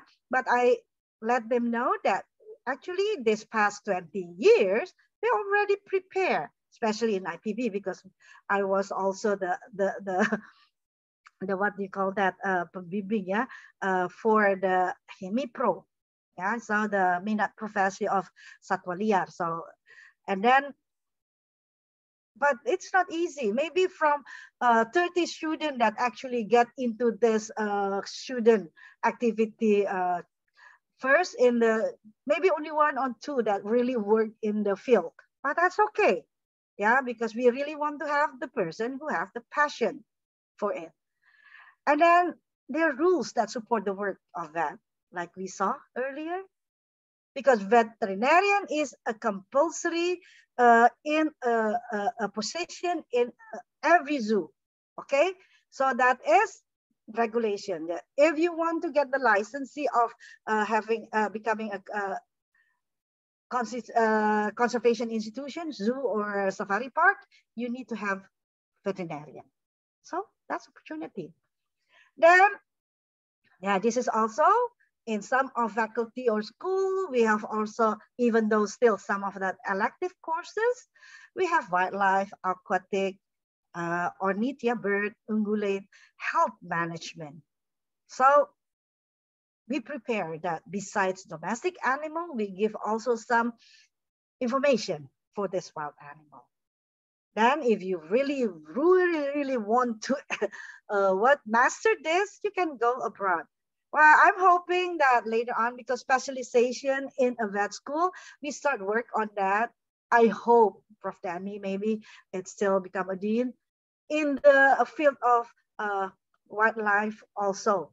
Yeah, wildlife vet, we can have also one specialization. Like when I get the medical primatology specialization in the primate center in North Carolina, I think we can develop that as well. So another thing, don't worry if you are really also diligent to just open. No, you have the millennial, you know, generation, Gen what, Z or whatever now. Just, yeah, but you have to know, you have internet, yeah, internet or data. You can open a lot of books already there. The resources, you know, from Indonesia, zoo, wildlife, you know, and then all the manual, the books of wildlife, animal medicine, yeah, Fowler's, yeah. Oh, I'm very happy, 95, I got a lecture for the Dr. Fowler himself. So I'm really fortunate to get that. Marine mammals now also already developed. And then also the guidelines. This is for tapir, for babirusa, because it's so funny. Sometimes I feel that we have very many endangered animals in Indonesia, but we learn it from people from outside Indonesia. Please, please start to have this, you know, remake. I'm talking to myself. I need to write a book maybe about Sumatran tiger. I don't know. We'll see. And then also this is from the ethic, yeah, the manual of ethic.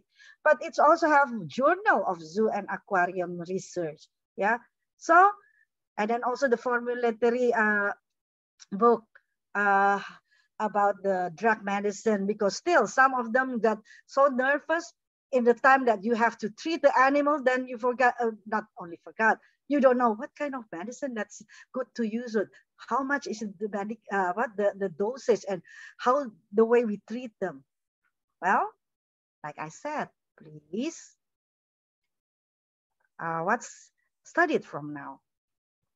Well, for closing, that I hope that the timing is good for all of us.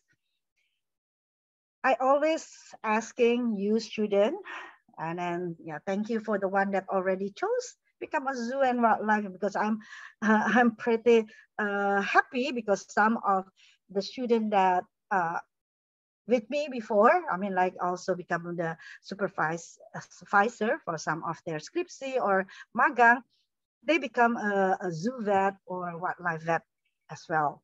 So determine the desire to become wildlife vet early on.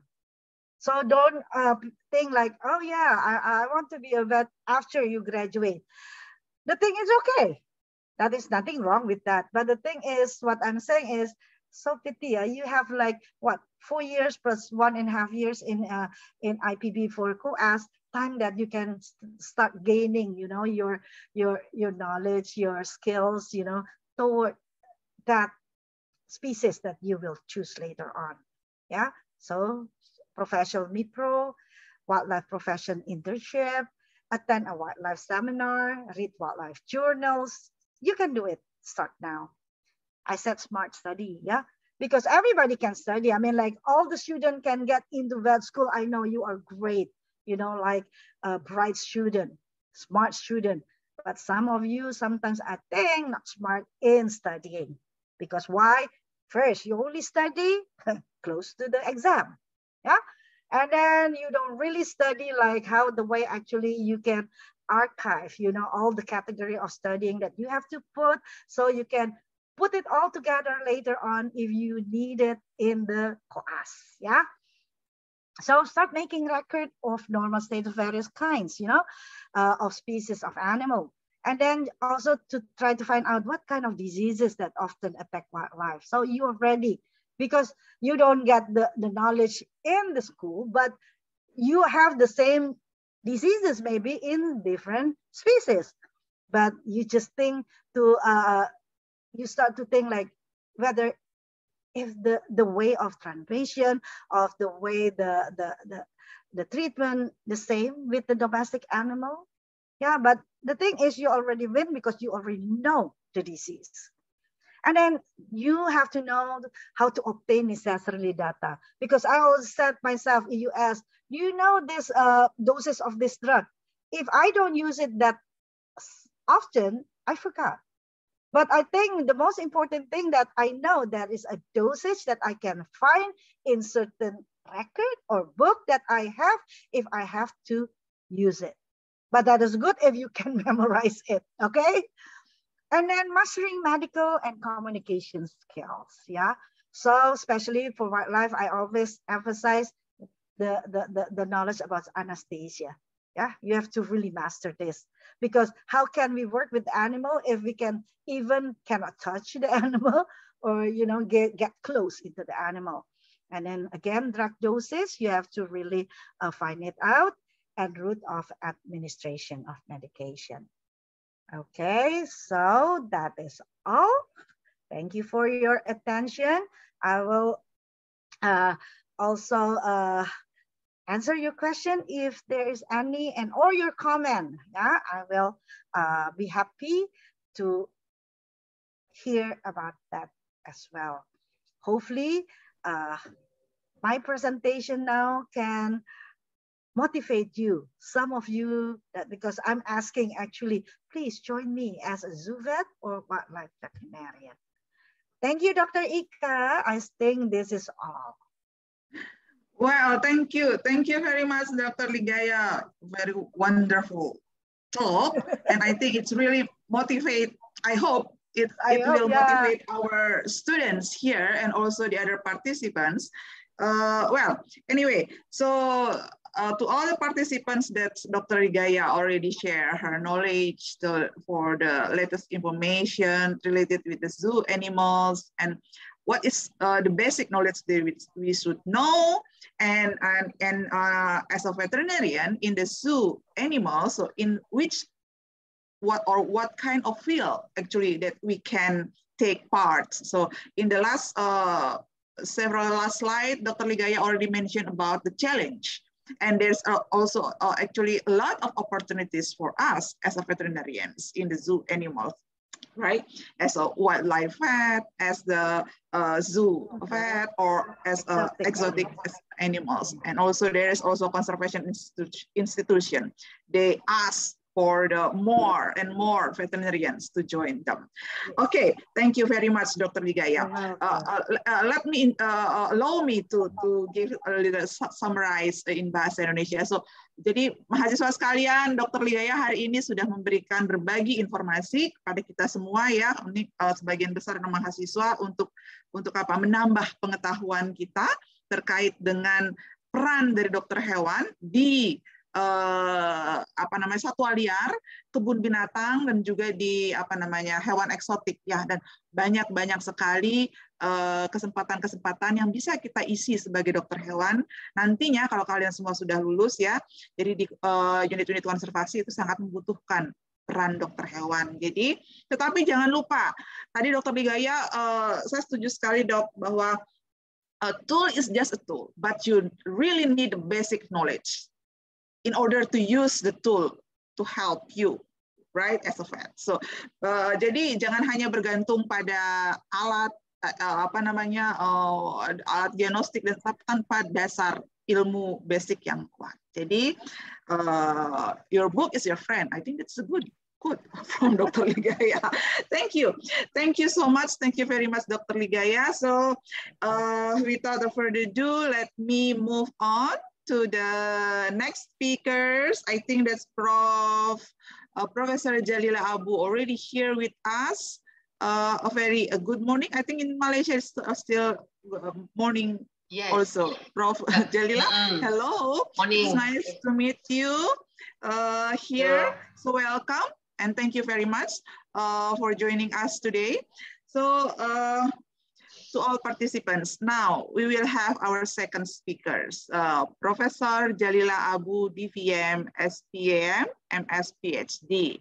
She is a Vice Dean, Faculty of Veterinary Medicine, University Putra, Malaysia. So Professor Jalila got her DVM in 1990, so followed by the Master in Parasitology in 1994, and she's got her certified residence in the veterinary residency program specific for Avian in University of Minnesota in 2002. Okay, and Professor Jalila got her PhD in the surgery, anesthesiology, and radiology in the University of Minnesota also. And she is a specialist of avian medicines. Professor Jalila right now is a professor in the Department of Veterinary Clinical Studies, Faculty of Veterinary Medicine, University Putra, Malaysia since 2019. So today, Professor Jalila will give a talk, then update. I'm sorry, there's also, okay, let's continue for this one. The current update on avian medicines and surgery. Okay, so this second topic, we will hear about the avian, so an update about avian. After in the first topic, Dr. Ligaya gave us a lot of information about the wildlife and zoo.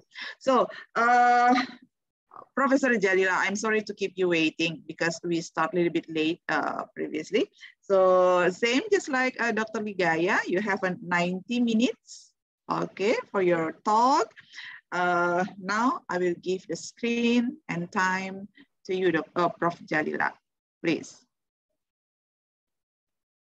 Thank you, Ika. Assalamualaikum warahmatullahi wabarakatuh, and good morning, everyone. Semua boleh dengar saya, okay? Yes, okay, Prof. Jalila. All right, let me share my screen.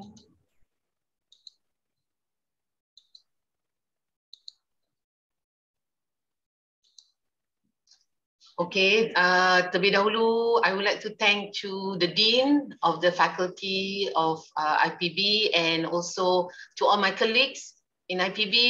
Apa khabar semua? And we met some time ago. I'm glad to be here. Alhamdulillah, syukur dapat ketemu lagi. And also to all the students in IPB, also in Malaysia and maybe some other parts of the world. And terima kasih banyaklah jemput saya hari ini. Actually, I'm glad to be here and I'm happy to hear from Dr. Ligaya. It is very interesting topic and it's good for all the students. And also, I think some new information for me. It is it's great to have that skill and knowledge. So today, what I'm going to do is I just want to update on avian medicine surgery. I'm going to discuss a bit on what are the important things that student in your future career pathway, if you're interested in to be in the avian medicine area. Okay, today I'm going to touch a bit on avian veterinarian as career pathway. And then, as usual, common avian species. I know everybody, maybe some of you interested in avian medicine. So what are the important species that you're going to see in your future career? And then I think, as what Dr. Lydia mentioned just now, techniques, beside knowledge, techniques or hands-on skill, one of the important things that need to be each student need to have and practice and become like their duties or skills that they're going to keep it for their future career. And within time, they will learn more through various activities and seminars, continuing education process. And then I'm going to share about Avian medicine surgery.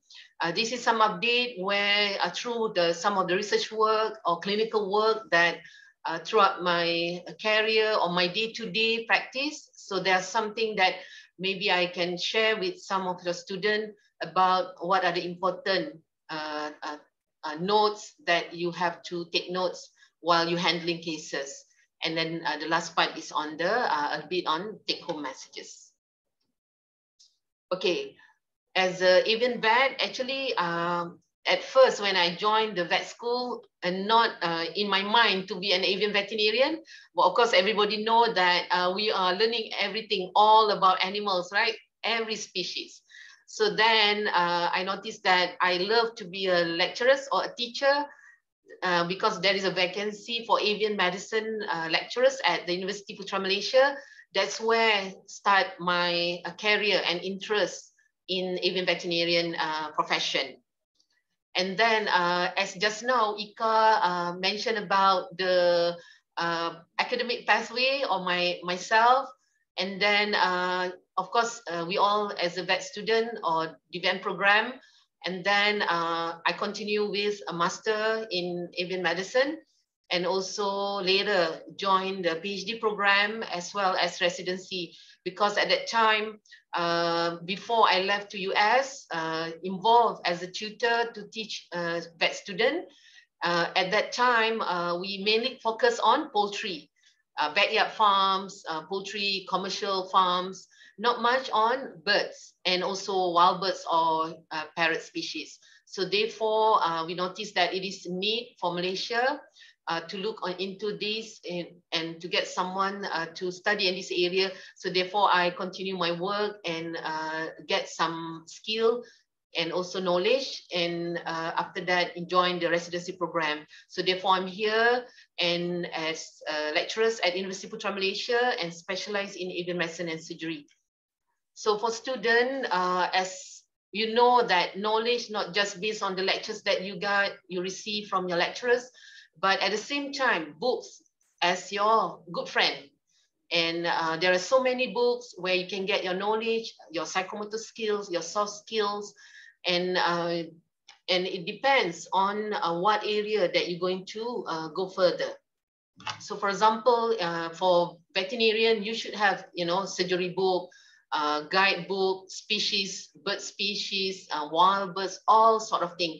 Not just what are the important techniques or medicine as a veterinarian. We have to know where the origins of the bird, where they live, where their flocks are, because it is important while we treat them, especially when you deal with wild birds in the future. So when we talk about birds, not just related to parrots or Psittaciformis, that everybody aware that it is such a great pet bird. But of course, there are other species that are also important. Okay, so birds, because there are so many different orders, there are different characteristics, their bills is also very important to know what are their diet, so that all this skill and knowledge is important, because when this bird we receive from the wild, or maybe pet owner bring it to your clinics, so you have to know when it need to be ordered, what are the food that need to be given. So not just treat, we have to know what group they are. Of course, I don't know much about their name, but through my study last time, I have to, I took ornithology classes. So there we know that this bird come from which group, and by looking at their characteristic of their bill, we know that whether they are seed diet, a fruit eater, or they are meat eater. So this is some indication that is important. So when we talk about pet birds, I think maybe some of you has your own pet birds at home, and I think Indonesia you have a nice, beautiful cockatoos, and these are all good pets. And in Malaysia, of course, it is an exotic pets, but it's becoming very, very, good pets for Malaysian. And a lot of them love to keep them, but sometimes it is we need to educate all of them, because sometimes maybe they have money to buy different species, expensive, you know, but some of them maybe don't know what's a diet, what are the best way to take care of their health, for prevention of the disease, to make sure they have a good diet. So this is part of our roles as a veterinarian. Okay, not to forget, when we talk about parrots, we have to know about raptors. I think Indonesia, I love their, you know, Malaysian, Indonesian, maybe other countries in the whole world. We talk about birds of prey or raptors. This is very important species because it take care of the, it involved in pest control. It is indication for environmental changes. So this is this is one of the important species that I want everyone to take notes and you know, be involved in conservation and treating these injured raptors. And everybody should know that this bird is very unique. They are not as colorful as parrot, but they have very strong characteristic to show that they are very strong. Eyesight is very sharp, so it has very strong talons and curved bill, and it is a meat-eater bird and fish-eater bird, and also maybe other preys. And there are two categories of raptors. Just for students, you have to know that there are birds that daytime predators, such as falcons, hawk, eagles, you know, secretary birds of Africa, vultures, and there is some birds that nocturnal raptors, like night raptors, like owls. We used to be scared, right? When I was small, I always scared about owls. You know, when people talk about owls, they say burung hantu, you know, but actually they are so special and beautiful bird, and they active at night. So that's why we found them at night. And night is dark and we scared, and that's why we call them burung hantu, right, in general. So besides knowing species, we know what's the characteristic of all these birds. There are important must-know techniques that students need to know, that it is important, especially when we are work as an avian veterinarian. Okay, we have to know about how to capture race training of them. You know, when we capture, what are the techniques that we need to use when we deal with different species of bird, and how we race train them, how we put them on the table. What are the grooming techniques, especially birds in captivity? What are the sampling techniques that you must know when you deal with bird that injured? Or maybe sampling for your research in the future. What are the materials that needed to diagnose disease and others? Bleeding techniques, treatment techniques, bandaging techniques. Bandaging technique, it is also important that I love to strengthen the importance of knowing all these important techniques, because it is like a rules of thumb for veterinarians, vet student, or whoever working in the avian fields. And other techniques such as diagnostic imaging, anesthesia, endoscopy. There are some other techniques that may be helpful, maybe some of them not as important for special cases, depending on the cases that you're going to see in your future career. Okay, capture race train technique. I mentioned just now about various species of bird that you're going to see. So for parrot, it needs special techniques. Either you use your finger, especially when you deal with birds that tame. If a bird that really a bit nasty, you know, a parrot, most of them, their beak is very important because it's very sharp. So it is a special technique that you call a citizen techniques. So when you deal with others bird that maybe the bill is not so important, so you can just do a simple body grab techniques. And also for the raptors, either using lap grabbing or body grab. And this is how you put on the table. You have to cover part of the head so that the bird will be calmer. In some cases, they use a hood for the raptors so that you'll be calmer when you handle them and for the physical examination. Okay, when we talk about grooming techniques, it's important, especially when we deal with parrots or birds that keep at home, maybe birds in captivity, such as for raptors, monthly, especially birds in captivity, for raptors in the zoos, in the rescue center, we have to evaluate the beak because they don't have a proper big trimming material. For example, in the wild, they know where to go, and look something to trim the bill or their talon. So it is important to use maybe dental Dremel, or there is a special Dremel for beak, and also for toenail. Sometimes it is important, especially when the pet owner, they handle the birds, the talon or the nail is very sharp. So it is important to know what's are the border to cut the toenail so that it prevents from the bleeding. Okay. Okay, wing clipping, also part of the grooming. Of course, wing clipping we only do for birds in the as a pets. Now it is very many people keep birds for free flying. I think in Malaysia it is like a famous now many people keep pets and they train for flying and calls. But some birds they need to be at home. Maybe some owner they want the bird to be in the house. We see a lot of traumatic injury where the bird fly towards a fan and cause fracture of the wing and the leg. So it is advisable to do wing clipping because this is a temporary. And for example, here in the pelican, in some cases where pinioning did not conducted in some of the wild birds or exotic birds that keep in the water area, in the park, so it is important to do every 6 months wing clipping so that it helps the bird not to take off from the place or not to fly towards the fan, especially keep in the house. Okay, let's move to the sampling techniques. There are many types of sampling techniques. Actually, the indication is for all of us maybe to do a preventive or a surveillance. For us, veterinarian, it is to for our process in the treatment process to diagnose a problem. Maybe the bird come in with a respiratory problem or with diarrhea. So that's where the examination of the oropharyngeal, the sampling of the oral cavity, especially white spot in the mouth, or maybe candidiasis with the sign of regurgitation.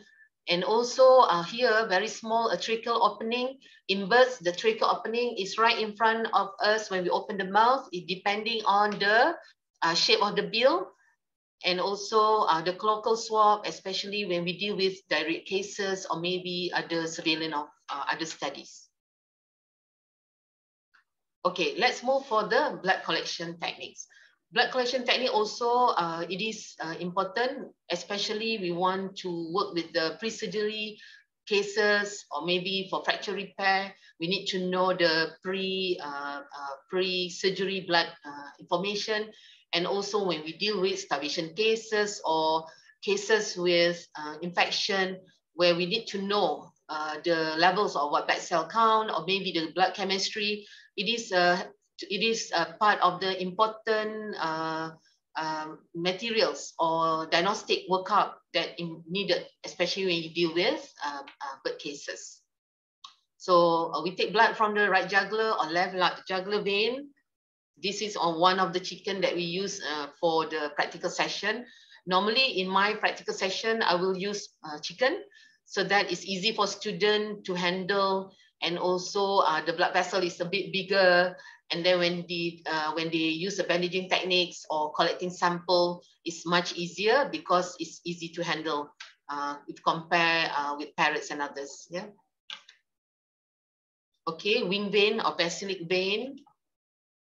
And it depends on the size of the bird. Normally we take about the maximum you can take blood is 1% of body weight. But of course, 1% of body weight, it is important, especially when you deal with blood transfusion cases. But for diagnostic, maybe you don't need so much of the blood, depending on the biochemistry work or just complete hemogram. So it depending on it. And also you have to know that the size of the bird. Normally in my practice, some small birds such as budgies or maybe 100 grams and below, I seldom take blood. Sometimes maybe depending on the problem. Okay, median tarsal vein, it is the inner part of the tarsal metatarsus area. Of course, in chicken, it is full with scale. And then maybe depending on the size of chicken, you can easily see the blood vessel. running along in the middle part of the leg. But this technique, it is very common in water bird because water bird, the body is full with downy feathers. It is not advisable for us to shave the feathers or pluck the downy feathers. It is time consuming. So for water bird, normally we use the leg vein because this area are less skills and easily to identify. Except when you deal with birds that dark color, so you just need to have a good eyesight to look at for the vein. Okay, for the treatment techniques. Treatment technique, it is important because when we deal with birds after we conducted a physical examination, then maybe it need to be warded, or maybe the owner need to bring home the birds. So the treatment techniques for the veterinarian, we normally use, a tablet form or liquid form or injectable form. So it need to be handled, especially with raptors. It's not so difficult maybe if compared to parrot group, because parrot normally it closes its mouth and maybe you have to use a mouth speculum to be able to open the mouth. But if you deal with a bird, that young bird, especially parrot young bird, is much easier because it's easily to open the mouth. But when you deal with parrot, that older birds, it's normally difficult. So for other species, it's not difficult to handle the oral cavity and to open the bill, so that when you put the medication, you have to bring all the way to the back of the throat. And be careful about the tracheal opening right in front of you, depending on the shape of the bill. Okay, so be careful about the opening because you may accidentally thought that this is a part of the oral cavity. Then there is no epiglottis, so you may accidentally put fluids or medication in the trachea. Okay, and how you handle it depending on the size of bird. You maybe need 2 person or maybe you alone. And of course, as this one, a technique for intramuscular, we use the pectoral muscle to jab the medication.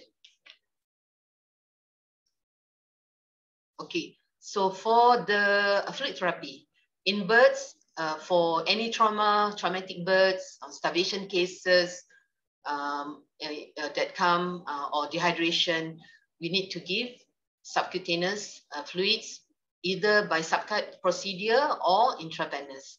And for the subcut, this is example in the pigeon.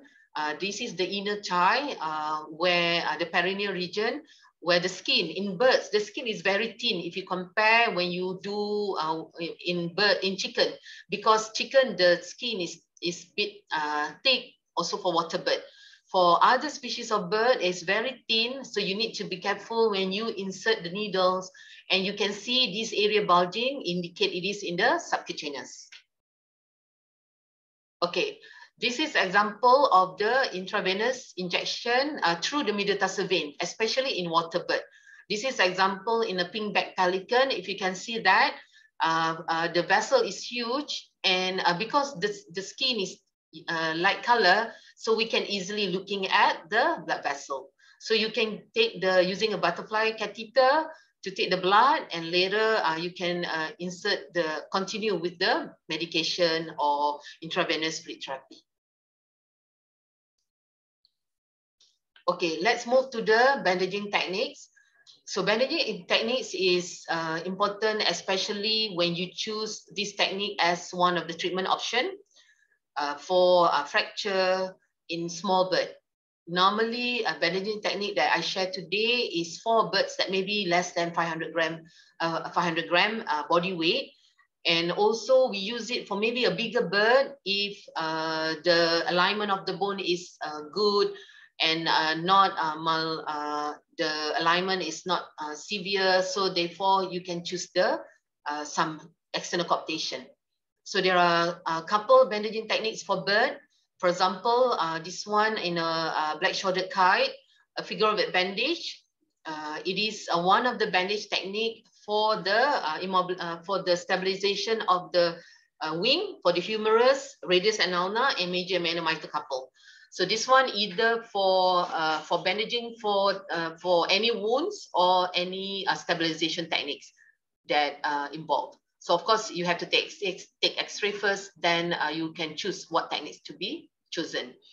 So this is using a Koban, and then inside there's a WOW bandage to secure at the wrist, so that this bandage won't slip and continue to hold the wing that injured. At the same time, when you apply the figure of eight bandage, we do apply the tape into body. So the tape into body, you have to put really at the middle of the keel bone, and make sure when you apply it, you have to pull the leg slowly so that the tape into body won't trap in on the leg. By doing that, you prevent the bird to stand. So this one important for you to take note, especially when you combine the figure of eight bandage together with tape into body. So this is important, especially when we deal with humerus fracture, because not all humerus will be included in the figure of eight bandage. Okay, tape spleen. Tape spleen, it is a spleen that we apply in a small bird, where it is important, especially we deal with small birds such as budgie, maybe a small songbird, a dove, a pigeon, where it has presented to the clinics or to you with the fracture of the leg. So this is very simple, and of course it is either you can do this bandage under general anesthesia, or you can do it when you handle the bird, because some species, they are very tame and easy to handle. Okay, if you deal with raptors, by covering the head, you can easily apply the techniques. And I normally put them under anesthesia, general anesthesia, mask down with isoflurane, especially in the case where many fracture involvement, because we receive cases where both legs are fractured. So that's where you need time when we apply the bandage, and to keep the bandage very neat and easily to apply on the bird. Okay, ball bandage. This is one of the technique that important, especially when we deal with raptors in captivity. Last time during my study, a lot of birds sometime in captivity or maybe at the park. That's why important to evaluate the talent for monthly. By doing that, we know the situation of the metatarsal pad of the bird.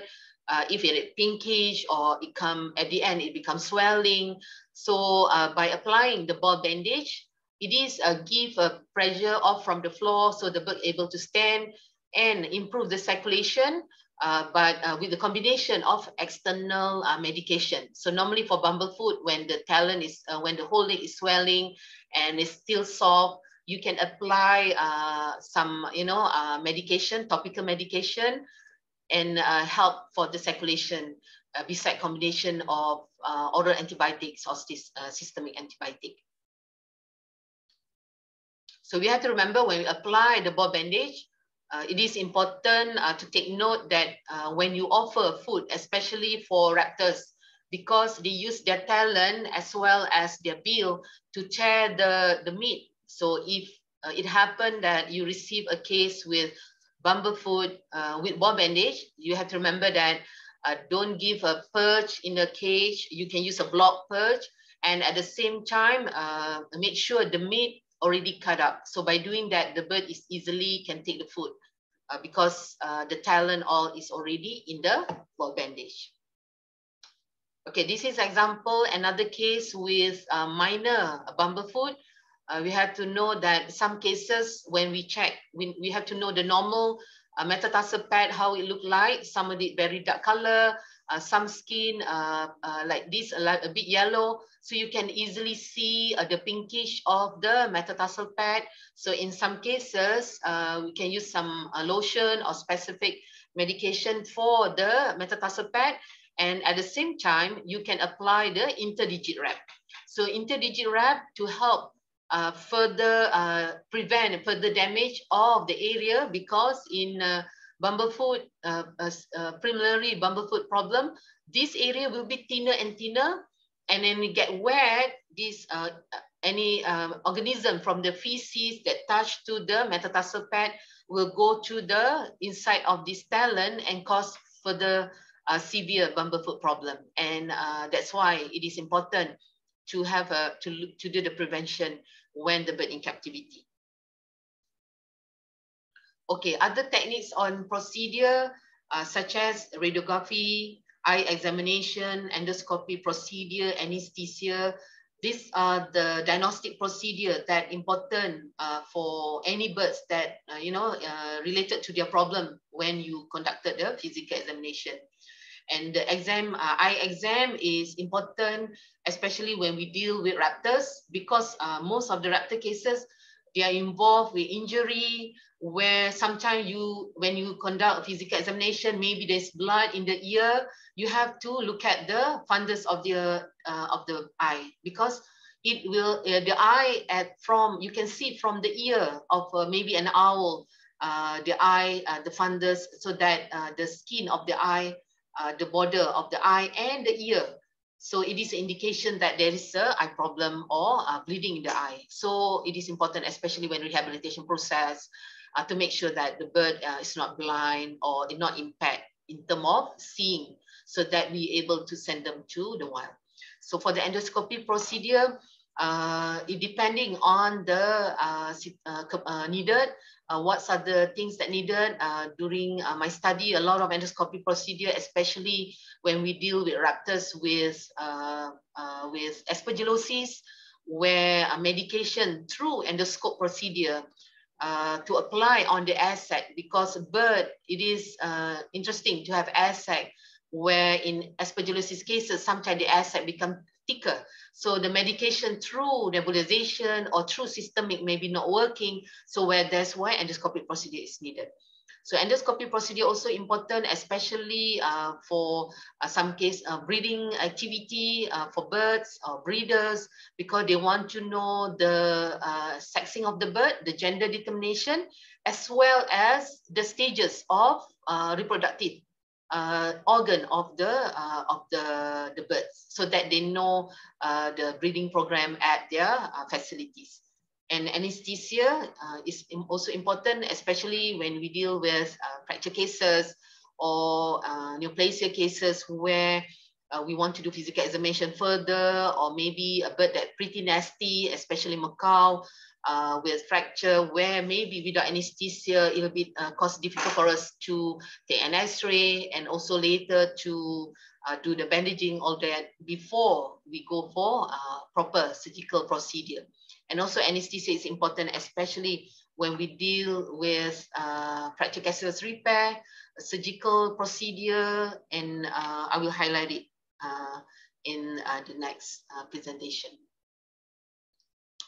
Okay, for the X-ray, so you can see here the positioning of the X-ray, especially when we deal with water bird. So water bird, because their body is bulky and round, it's not advisable to take an X-ray when the bird on its back. Yeah, so we take the we did not put them on the dorsal recumbency. So we put them on sternal recumbency. So make sure your plate and your exposure accurately determined to evaluate the fracture of wing or leg problem. So in any other bird, you can do dorsal recumbency for you to examine or take an X-ray of the wing or the whole body. So this is example of the X-ray procedure in birds. Okay, for general anesthesia, as I mentioned just now, we can use a mask in birds. Normally in UPM or in a hospital facility, I normally go with isoflurane anesthesia, inhalation anesthesia, because it's very easy and easy to evaluate the bird, and recovery is faster after procedure. So normally you have to do mask anesthesia depending on the size of the bird. And if procedure is more than 30 minutes, it's advisable to put endotracheal tube. So because anything can be happen, you know, maybe the bird stop breathing, all the emergency treatment need to be ready. So normally you need to put endotracheal tube and hook to this link for the anesthesia and monitor with pulse oximeter and also stethoscope for further monitoring during the anesthesia procedure. Okay, we talk about endoscopy, maybe in small animals, in other species is very crucial. Also in birds, in many practice, excuse me. It depending on the indication. So this is just example of looking at the air sac of a bird. And we did a study where we apply the aspergillosis medication through the endoscope and apply it on the air sac. Because sometimes in the aspergillosis cases, the air sac become thickened. So where the oral medication given, especially for aspergillosis, normally through oral medication, or maybe we use nebulization techniques so that it goes through the respiratory system. The other way that we use is the applying of the liquid medication, especially using clotrimazole on the air sac that full with fungal growth. So this is, it is not really rewarding, and it depending on the stages of the status of the health of the bird. So in some cases, maybe, like I mentioned just now, for breeder, they want to look at the status of reproduction, a performance of the pets or breeder. So there is a lot of books on it where you can, you know, read about it for the endoscopy technique. And normally we do it under anesthesia. Okay, just now I mentioned about eye examination. Eye examination may be not as common in small bird because it is very difficult to dilate the eye. You know, you have to use a special medication to dilate the eye. And normally we put it under GA to be able to look at, you know, the pupil will be dilated and we can evaluate the fundus of the eye. So this is, this technique is very important, especially when we deal with raptors. Especially for owls, for raptors, the eye dilate or the eye is huge. And I love to see the evaluation of the eye, especially when we deal with raptors, especially with owls or hawk eagle, that bigger size, because normally maybe no need to put under GA, you can do the eye examination or fundus examination when the bird is alert, okay?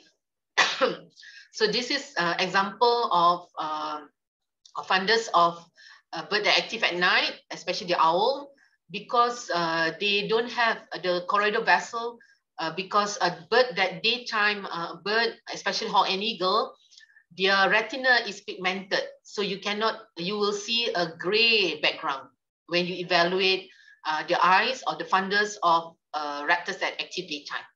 So for the bird that active at night, especially the owl, the retina is non-pigmented. So you can easily see the choroidal vessels at the back.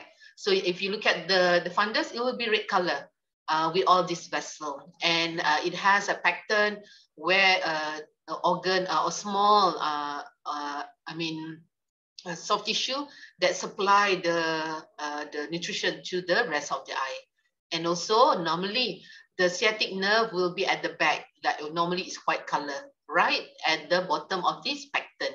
So the pattern is this, if you look at from top, it is look like a flat material.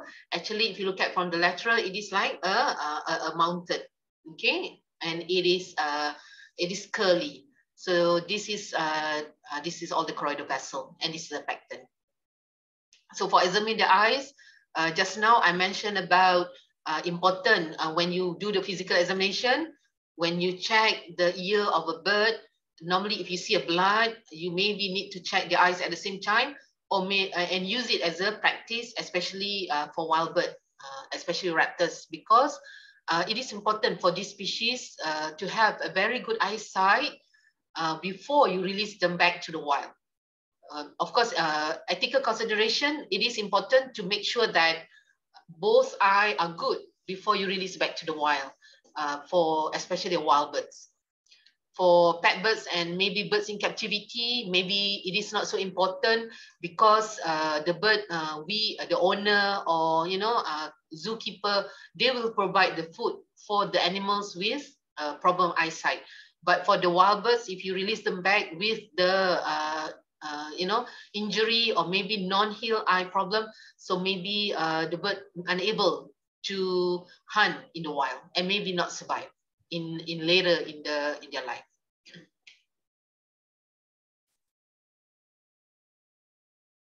Okay, let's look at the update on a bit on Avian medicine and surgery. Just now, all the techniques, it is important in the process of, in our life as an Avian veterinarian. And then these techniques that I mentioned just now, it is important for us to help in doing our diagnosis and when we conduct a physical examination.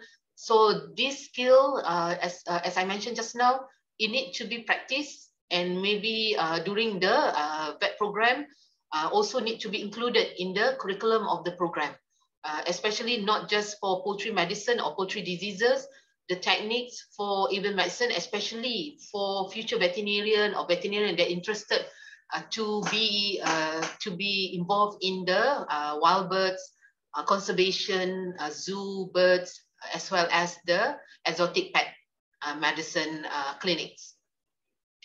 So for the sharing of clinical cases and research work, from my experience being an Avian veterinarian, through our practice, maybe from practice, then through readings or practice from our colleagues from different parts of the world. Sometimes we share the information about cases that we see. So that's why from that practices, we're able to get a further updates on what to do. Then through our work in the clinics, we're able to use that information, especially when we deal with birds that may be sick, that need to further rehabilitation later. And then at the same time, through my clinical work, I noticed that some of the research need to be done, not just to look at the prevalence of certain diseases. Maybe it is important from the research work, we're able to share the information to the public, especially when we deal with bird that now a lot of people keep parrots. We need to know that what are the zoonotic diseases from parrots or from birds that can transmit to human. So by having a small research or final project or maybe a master or PhD work, that research work able to answer some of the questions that are required for us, especially clinical or clinician, when we treat our patient throughout our career. So by having that research work, it able to improve from time to time, not just based on what are the practice that we used to do. We need to continue look at what's other choice, because some of the client, the owner, pet owner, currently they are very advanced. They're willing to pay for the service, but of course, as a vet, we're not just thinking about maybe money. When we open the clinics, people keep birds, then we get more money. We can offer a service that more expensive. But as a vet also, we have to know what is the best, or from your experience, that you can save the cost of the patient or the client. Because sometimes some client, they come with a very limited budget. Some client, they have anything you can do to save their pets. But we as a veterinarian, just now we mentioned about our integrity, our our knowledge that we have. That's where beside thinking of maybe the profit or benefit, we have to think about the use of our knowledge to help the birds or our patient. At the same time, what is the best, maybe a reduced cost, or maybe what are the techniques that really need to use. Okay, so I love to share about raptors because when we talk about fracture repair or when we talk about injury, it happened a lot in raptors. In parrots, I see cases that come in because of maybe the knowledge about keeping pet birds or parrots that they need to know that this bird, they fly in the house. Just now I mentioned about flying towards a fan, then would they get injured? But of course, it is our job when any bird that come in, a new bird for physical examination checkup or yearly, every twice a year checkup, we have to educate the pet owner at the same time because we want to make sure the animal welfare, given the food, where they keep, how they keep the bird in the cage, is it the size is good, what are the type of food, how they cleaning the cage. It is important, especially to educate them because many owners maybe they have lack of the information. So that's where contribution in terms of our career, beside treat them or knowing the prevention of the disease, but we have to educate the owner. But when you deal with with raptors, because of we saw a lot of injury cases, traumatic injuries, especially in the wild, or sometimes involved with collision with vehicles. So that's why public found this injured bird and they sent to the rescue center or maybe to the clinics or to the hospital or to the university for the treatment. So there are different types of options when you want to treat the fracture repair in raptors or any other bird species. There are two options, surgical option or non-surgical option. So normally surgical option, it is important for raptor species, especially because we want to make sure that the alignment of the bone, maybe the bone there is certain limit of the shorten of the wing or of the leg of the bone, so that we know that the birds, when we release them back to the wild, they have a very good leg function or wing function. And depending on the nature of the fracture, how severe. So for non-surgical option, it depending also on the nature of fracture. In some cases, maybe the fracture already in a good alignment. And also it is low cost, especially you deal with, sometimes we have limit on budget or maybe limit of material that we have, the surgical procedures, or maybe we deal with small species. So therefore, non-surgical is an option, but it has some advantages and disadvantages when we deal with non-surgical option, such as using the external cooptation, because it will involve with range of motion of the wing, especially when you deal with raptors. Maybe you cannot release them back to the wild in a short period because it needs time to rehab the bird, because we want to make sure that the range of motion of the wing, the function of the talon, the function of the leg is very perfect, as good enough so that they can be released we can release them back to the wild. Okay, this is example of a bird with fracture repair where we apply, this is an intraoperative radiograph. This is in an owl with a fracture of the humerus.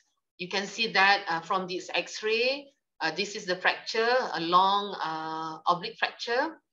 And this is one of the technique, we call it IM, intramedullary pin, external fixator technique. And we bend the IM pin and tie it together. This is one of the gold standard technique in birds where it helps for the good function of the wing after the bone heal. So by having this technique, this is one of the gold standard for raptors, but of course, it's depending on the nature of the fracture. So this is example of the techniques where we apply the acrylic bar for the repair of the pin just now. The pin is in the bone, the IM pin, and this is the point of the external pin where we tie them together. And the last part, we apply the figure of eight bandage to help to support the wing for a couple of days. Then after 3 or 4 days, when the bird able to hold the wing and familiar with the bandage and the pin in the bone, we normally remove the figure of eight bandage. So this tie-in fixator will be there, and normally birds bone healing will take about 4 to 6 weeks, depending on the nature or severity of the fracture. For young bird, normally is more faster. Okay, so you can see that this is the healing of the bone of this bird after 6 weeks, and this bird was released to the wild. So at the end of the 6 weeks, normally the IM pin, the external fixator will be removed. So all this fixator will be removed from the bird's bone. Then we give time after one month or 2 to 4 weeks in captivity to stabilize, to make the bone become more stronger. And then after that, we're going to rehab by do physiotherapy. Then we do a flight test for these raptors, especially for the wild bird, before we release them back to the wild.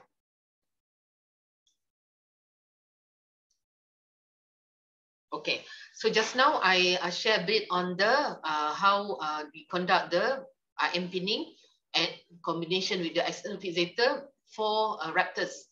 But here I just want to share about the techniques for external coaptation. So external coaptation, it is depend on the severity of the fracture. Just now I mentioned about external coaptation we use for maybe for a small bird. But in some cases where the length of the bone or the fracture alignment is very good, you can choose that, but you have to combine with physiotherapy later. So this is example in a pelican. The bird was rescued from the lake. There is a park near UPM where they keep exotic water bird.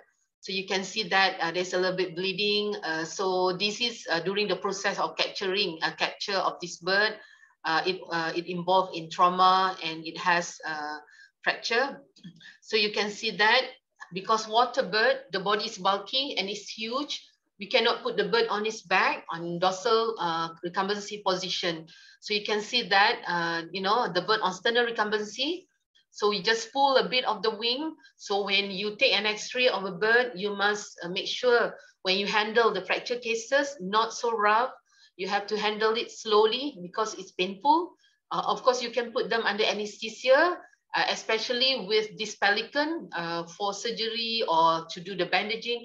We have to use a very, we make our own mask by using a Coke bottle, so that the length of the bill will be in the Coke bottle, so we can give the isoflurane inhalation. Okay, so this is example of the X-ray when we apply the figure of eight bandage. We just want to know the position of the bone. Okay, so this is a normal bone of a bird. Okay, it has very thin cortical because most bone bird is pneumatic bone. It has air because it's involved in the physiology function when flying. So some birds' bone, they are marrow, such as the radius and ulna. Okay, the humerus, it is a hollow bone. So this is the fracture of in this bird. It has ulnar fracture. And you can see that it's a bit spiral fracture. And of course, when there is a fracture that near to the ulna and the radius is, you have to take care of the synostosis. Especially, we must make sure it prevent from attachment the radius and ulna. Especially for birds, raptors, because it needs the movement of the radius and ulna for flying. For this bird, we have to choose the figure of eight bandage because this bird cannot fly back to the wild because it's already involved with the pinioning where we already cut the tip of the bone. So the bird will be floating in the lake where they used it for the birds in the park. So that's why we choose the figure of eight bandage for the case. Okay, that's the position of the fracture and the alignment. Okay, so this is the position is not so good for this X-ray. So you can see that after 2 months the bone heal. Okay, and the position of the bone not so bad. Is not shorten the wing. So we are satisfied with the healing progress for this case. Okay, and it achieved clinical union after 2 months. It takes a bit longer because of the position of the overriding of the bone. So that's why we give some time. So in this case, because of the figure of eight bandage, apply for long term, normally after applying the figure of eight bandage, we have to evaluate every 2 weeks. So we have to open the bandage and we evaluate the range of motion of the wing. And after that, after every 2 weeks of that time interval, that's where you evaluate the X-ray, the healing of progress of the bone that affected.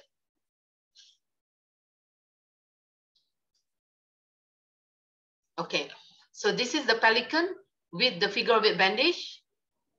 Okay, and then you can see the bird is huge. And when we want to put the bird under general anesthesia, we have to modify the mask using the Coke bottle so that it able to come all the way to the nasal. Or sometimes we have to use like a big plastic so that to help the bird, especially when we want to put them in under general anesthesia. So in some cases where the bird is quite calm, so you can apply the figure of eight bandage or any techniques or wound cleaning using a local anesthesia, okay? Or you can just put the bandage without under GA, because sometimes the bird need to be handled good, especially you have to work with the people that work at the zoo or at the park to help you to restrain the bird so that you can apply the bandage, or you can do blood collection or medication, okay? So for so this is one of the example. Okay, so for the just now I mentioned about when we talk about small bird, you have to know that some of the surgery maybe cannot be done because they are so small, and anesthesia risk is very important. So that's where the external coaptation are one of the choice for small bird. Okay, this is example, it is pretty dark. So this is example in a sun conure. It is maybe about 100-gram bird, and 150, yeah, 100 to 120 gram bird with a bilateral fracture of the leg. Okay, the tibial tarsal fracture, one fracture on the left and another one here on the right. So this is example of a bird with bilateral fracture where this bird, this is a pet bird where the owner noticed that the bird fly in a house and it flew towards the fan and then it got hit and it has a fracture of both legs. So in this case, we not go for surgery because the bird is so small. Of course, you can put the endotracheal tube in the bird size this, but because we have to deal with two fracture and the alignment is not so bad, so we go ahead with the tape spleen. So this is example of the tape spleen that was conducted in a sun conure where we can do this technique within 30 minutes. So we just do a mask induction using inhalation anesthesia. And then we're using a masking tape. You need to have at least 3 layers. And then using your finger or hemostat, you have to pinch, follow the length of the bone that affected, and you have to trim some of the edges of the bandage. And after that, cover it with the coban.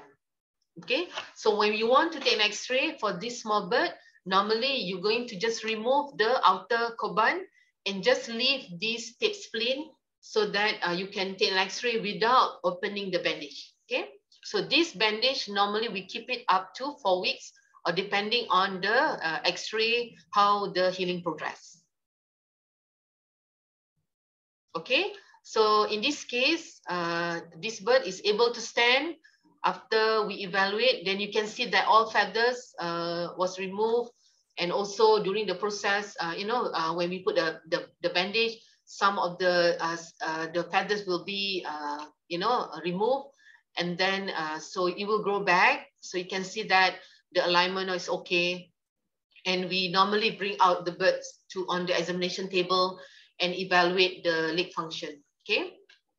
And of course, the leg function, you need to evaluate before you apply the bandage so that you know that maybe the nerve affected because of the swelling or maybe because of the permanent damage. So therefore, you have to give methicobal or a medication for nerve earlier during the process of treatment.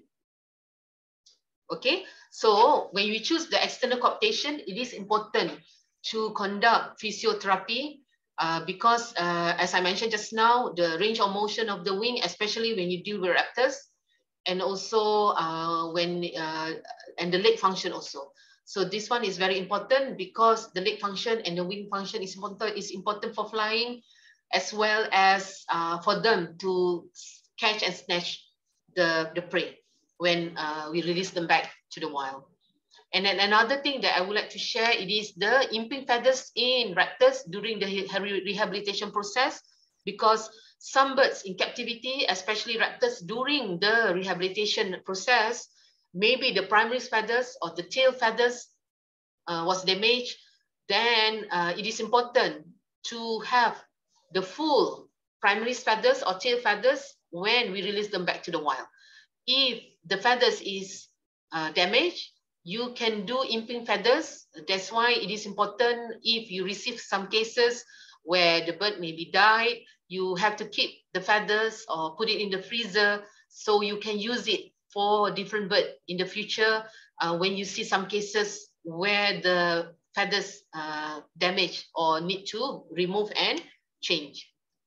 So imping feathers is one of the technique that can be done in raptors. So here, normally when you can see that this is the primary feathers, where the tip of the primary feathers number 10 and 9 is damaged.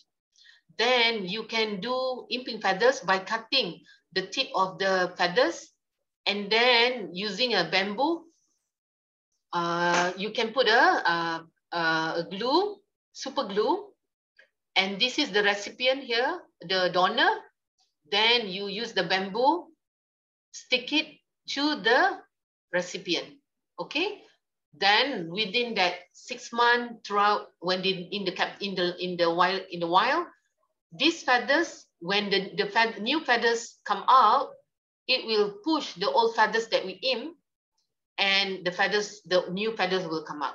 So this process, it is one of the choice when we have cases with fracture or with feather damage. Then it is important when you want to release them back to the wild, because if you keep the bird until the new feathers come out, it may take some time, maybe take another couple months. So we're not sure whether within that couple months the bird will be survived in the captivity or in the rescue facility.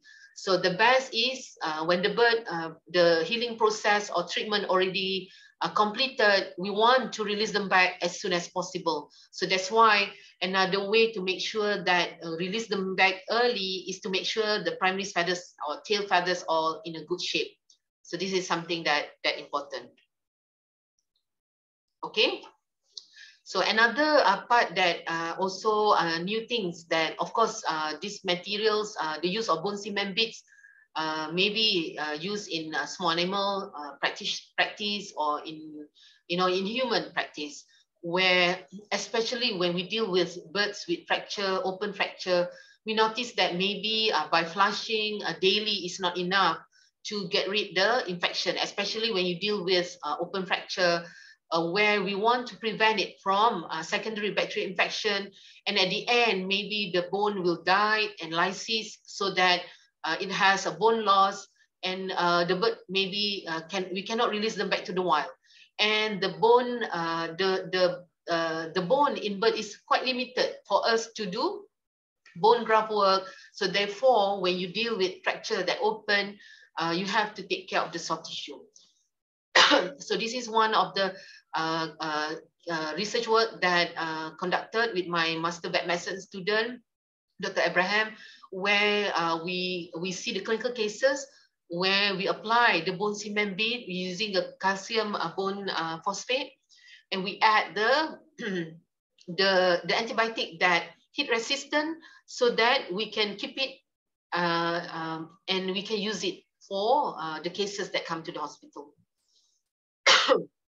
So antibiotic loaded with bone cement, it is one of the techniques maybe used a lot in human, or they provide commercial materials, but because of birds, sometimes we deal with the small size, maybe the bone cement is big, maybe not applicable for the birds. So therefore, we prepare it in the lab, in a sterile condition, in the surgery operating theater, and we prepare it before we see cases. Okay, so this is example of the calcium phosphate, and we use gentamicin. It depending on the culture. Sometimes we base on culture, sometimes based on the case report, what are the common antibiotic used, especially when they combine for the bone cement beads. So this is example of the preparation of the materials. So we use a small, like a material to make it like a rounded. Okay, the rounded the better, because it has a lot of space for the antibiotic to go to the area in the soft tissue area of the fracture area. So by doing that, we'll get the antibiotic right at that place with high level. Okay, at the fracture site. Okay, so these are the example of cases that we use. We receive cases with open fracture, maybe cases with bumblefoot treatment, where we apply the bone cement beads in situ in the area where they will get the high antibiotic level locally at that place. So by doing that, it will help the improvement of the healing process. And from our experience, we found that no need for us to flush the wound every day, and we noticed that the soft tissue better, faster, and also the healing progress is good.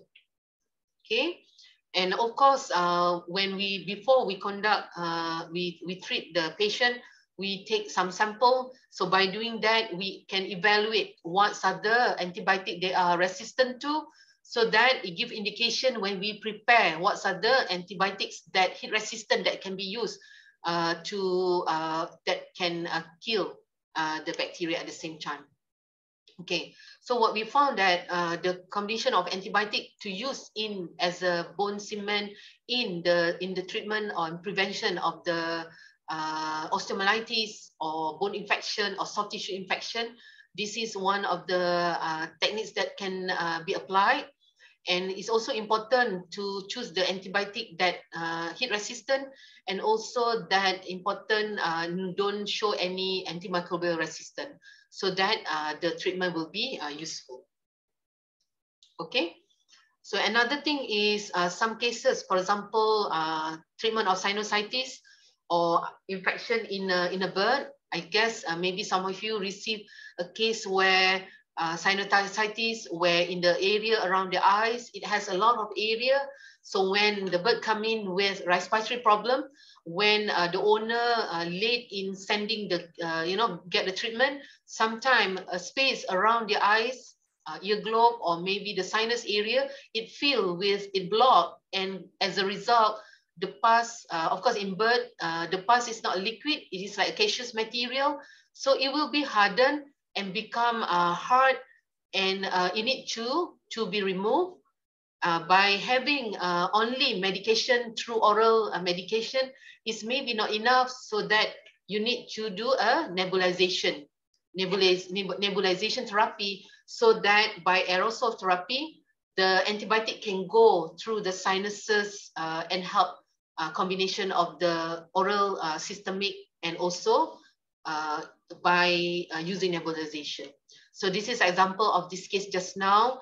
After removal of the caseous material that involved and a bit flushing around the area, you have to be careful. You have to use a cotton tip a lot, especially to put a saline to clear at the area. And also some cases you can put the antibiotic bits. In this case, we continue with nebulization. So this is not the bird. This is just example for upper respiratory tract, especially with the growth of mass or sinusitis. After you remove the mass, it is advisable to do the aerosol therapy or nebulization with the antibiotic, with the saline. So by aerosol, the bird's able to inhale and help the circulation of antibiotics to the place that that sometimes not reached by giving systemic medication. Okay. So there is also some of the final project that we conducted, because through my practice, I noticed some cases with angel wing in waterbird or goose. It is like a common problem that we see. So therefore, we thought that it's good to study on the gene that may be related to, we thought that maybe a genetic problem and others. So in this case, of course, there is non-specific gene that was detected in our work. Of course, there is a lot more, exposure or research work need to be done so that we can, help or contribute to prevention of the problem. Okay, if some of you or maybe people that work in the zoo or maybe at the park, there is a lot of waterbird, especially people keep exotic goose in a park. So you can see that a lot of cases in a maybe domestic goose, you can see that the wing is open, like outward. Okay, normally the wing will be tucked, nice, but some cases you will see that the wing go outwards. That this is the condition we call angel wing. So you can see that angel wing cases in this bird. So it look cosmetically not nice, but if it already happened, this problem cannot be prevented. But if it happened in a young bird, normally in within 1 to 2 months of age, you have to evaluate, especially when you deal with waterbird like goose species, where you can see that a little bit come out from the tip of the wing. So you can do the figure of 8 bandage to make that the whole wing put together and grow normally. So it is important to notice it earlier. If it already passed that time, normally it's quite difficult. So therefore, you can use, you can do a temporary wing clipping or a feather trimming to help the to look at for the cosmetic. So this is an example of angel wing birds. You can see that the right wings is normal, and you look at the left wing, the abnormal, the angel wing. So when people look at it, at the park, they will ask question, something wrong with the bird. So this is the angel wing condition, especially in the goose. Okay, so this is example of the wing clipping the goose, where in some cases where angel wing happen, or maybe you want to prevent the birds from flying, so you have to do at least twice a year, because the primary feathers will come out new one within 4 to 6 months of age of the time. So this is example of when you do the wing clipping. The external cupboard is the guideline to cut the primary feathers, especially the number 10 to number 1. And sometimes we take a bit of the secondary feathers. And then at the same time, you can do the figure of 8 bandage, especially in a young bird when it just happened, to prevent the angel wing. Okay, the last work for my current master student, beside looking at the clinical work, we found that a lot of cases that come in with in a parrot, like regurgitation, poor weight condition. We thought that it is important to look at some of the cases where important of Salmonella, E. coli, Borna disease, because we noticed that a lot of people keep pets, but we don't know the status of the salmonella or pathogenic E. coli in the feces of these pet birds, because the pet birds, the owner used to hold them. So it is important for us to know what are the status, because we know that you know, they eat together with the birds, maybe contaminated from the feces. So people get a direct contact. So we worried about, I mean, severe gastroenteritis, foodborne illness in birds from, you know, from birds to human. So that's where we conducted a small project. It is a 6 weeks project in a small setting to look at the presence of this organism. And it's not so high, like for salmonella it's about 5%, but E. coli about 20 to 30% of the occurrence. But of course, we need to know whether it is a pathogenic that can cause a problem in human. So it is important that, because of it is a practice in the facilities where after handling the birds, the people, the visitors need to wash their hand. And now, because of COVID situation, it is more important, wearing glove and also wash after handling. It is a common practice now. So this is something that I mean, important for us. And also, I noticed that through my practice, cases were coming with slow GIT, macaw or parrot with, regurgitation cases, maybe food, undigested food in the feces. So the study, a lot has been done in US, in Europe.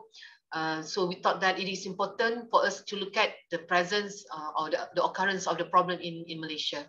So we found that from a lot of numbers of birds that we sample, about 5% of it detected of the using PCR. So this is also good to know. So by doing that, we're able to know the source of the pets, and also to educate the owner about the progress or the prognosis of cases when it comes in. Okay, so take home message. I think before I end my presentation, the role of veterinarians in wildlife conservation, of course, I more share about the clinical skill, the knowledge. That one is very important, but we have to remember also the role of veterinarian in wildlife conservation, conservation of our unique wildlife, because they are important in taking care of environment, indicator for environmental changes, and we have to educate the publics about the importance of the species. And we have to educate them also by finding this bird, don't keep them at home, don't feed on their own. They have to send to the rescue center or rehabilitation center or to the vet, so that a proper treatment and rehabilitation process can be done, so that the goal of having this wild bird to release them back to the wild.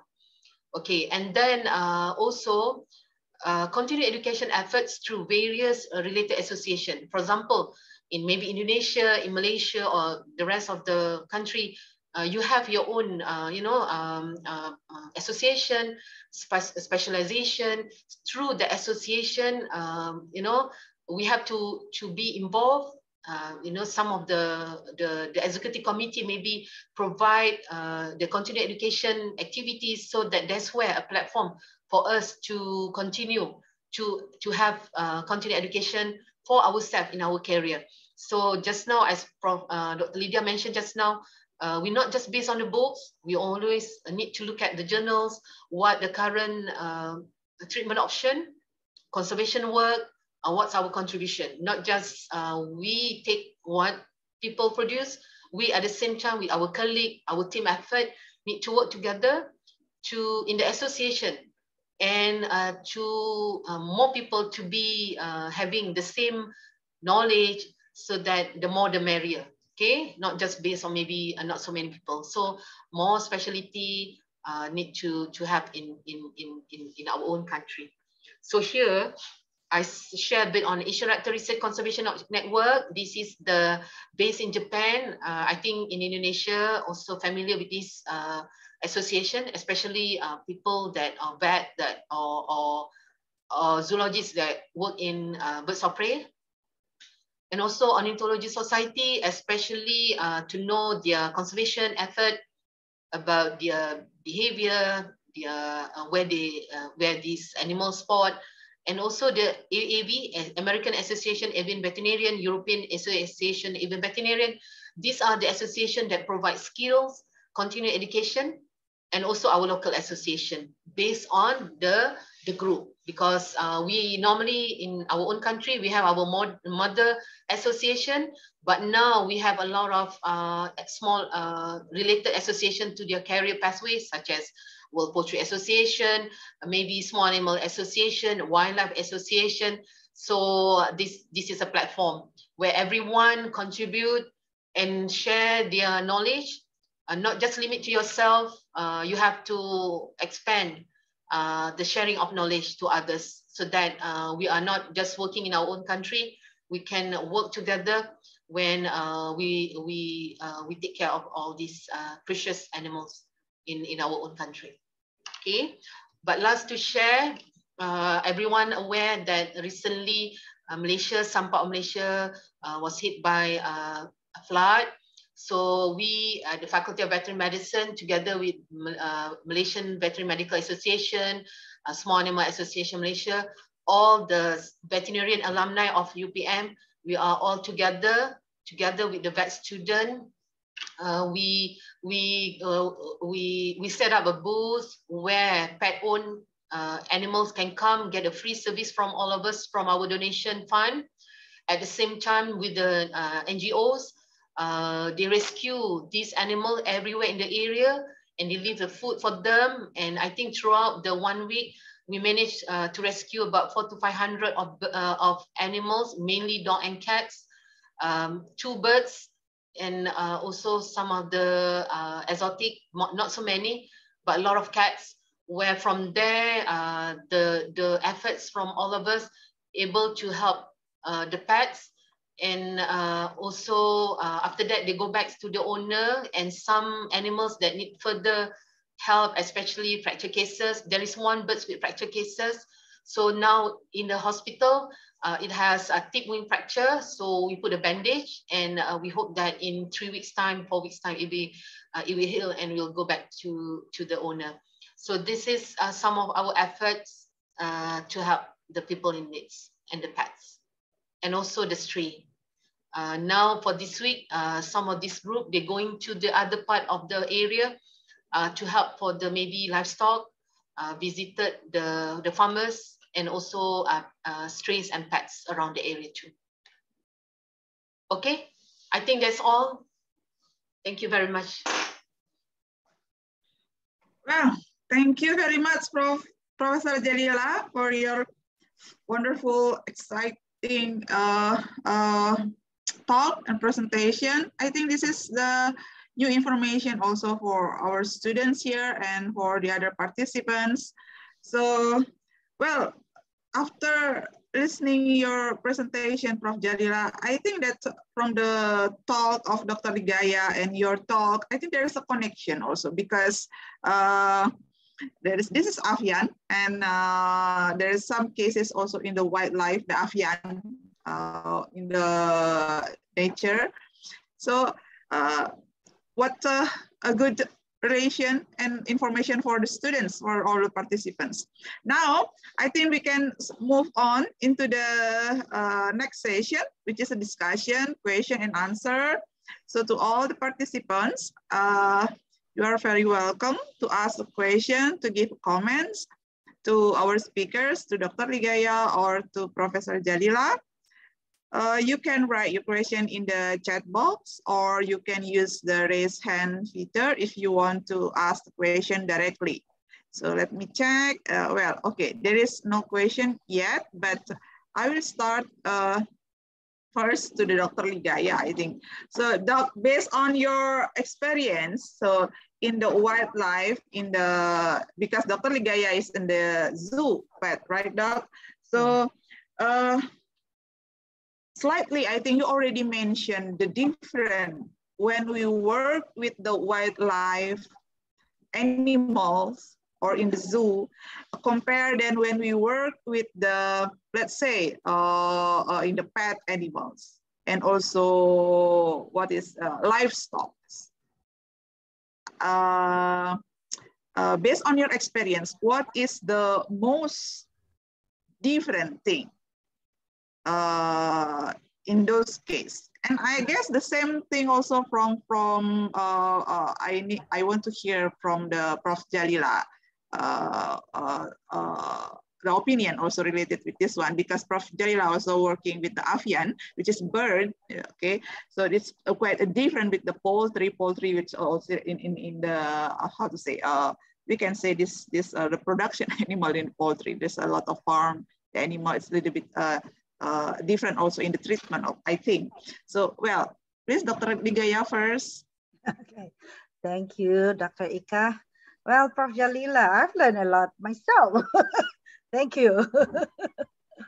Okay, so answering your question, Dr. Ika, actually, basically the difference, staying as a veterinarian, we have no difference. I think Prof. Jalila will agree with that, okay? Because we are veterinarian. But what is the difference? Okay, the main difference actually that my experience saw that, remember when we learned also, when I was a student, that's why I remember, when we deal with farm animal, poultry, we learn about health herd management. Management of a herd, yeah. But if we talk about like Dr. Prof. Jalila, also a practitioner for bird, avian, especially exotic. Actually, we can consider that exotic, yeah, Prof. Yeah, that is a wild animal actually. So it's more toward the individual practitioner. So the mode of work a little bit different. Why I say it different? Because for the practitioner, they need to wait until the patient comes. Yes. Okay. For us, working in the zoo, we work every day, you know, facing all the animal every day. So we don't, but I hope we don't only wait until the animal's sick. Yes. That's totally the different mode of work, actually. So for us in the zoo, I mean, I was studying that, learning that we have to more working toward the herd. Yeah, so we look at a flock of animal, but we want to keep them healthy. So we are more toward the medical treatment, like preventive, promotive thing, yeah, versus the treatment. Because we cannot wait until the animal is sick and then come to us, then we start working, because we are there every day as a zoo vet. It's a little bit different with the practitioner, yeah, Prof. Jalila, because you have to wait until a client bring their animal to you, and then that's the way you can start working. But it's also really true that client education is very, very important, yeah, especially for wild animal, because they are really want to have them, but they forget to learn, because animal is a wild, a living creature. You have to, you know, like take care of them as our children, maybe, you know, like a child. So we need to learn about the biology of the animal, how their food, like, I mean, I totally agree with all the knowledge about behavior and also husbandry, yeah, Prof? That's what we need to do. So the difference is only that, what I'm learning. So as a zoo vet, because you face the animal every day, so please don't wait until your animal's sick, but start working. Yeah, like prevent them to get sick.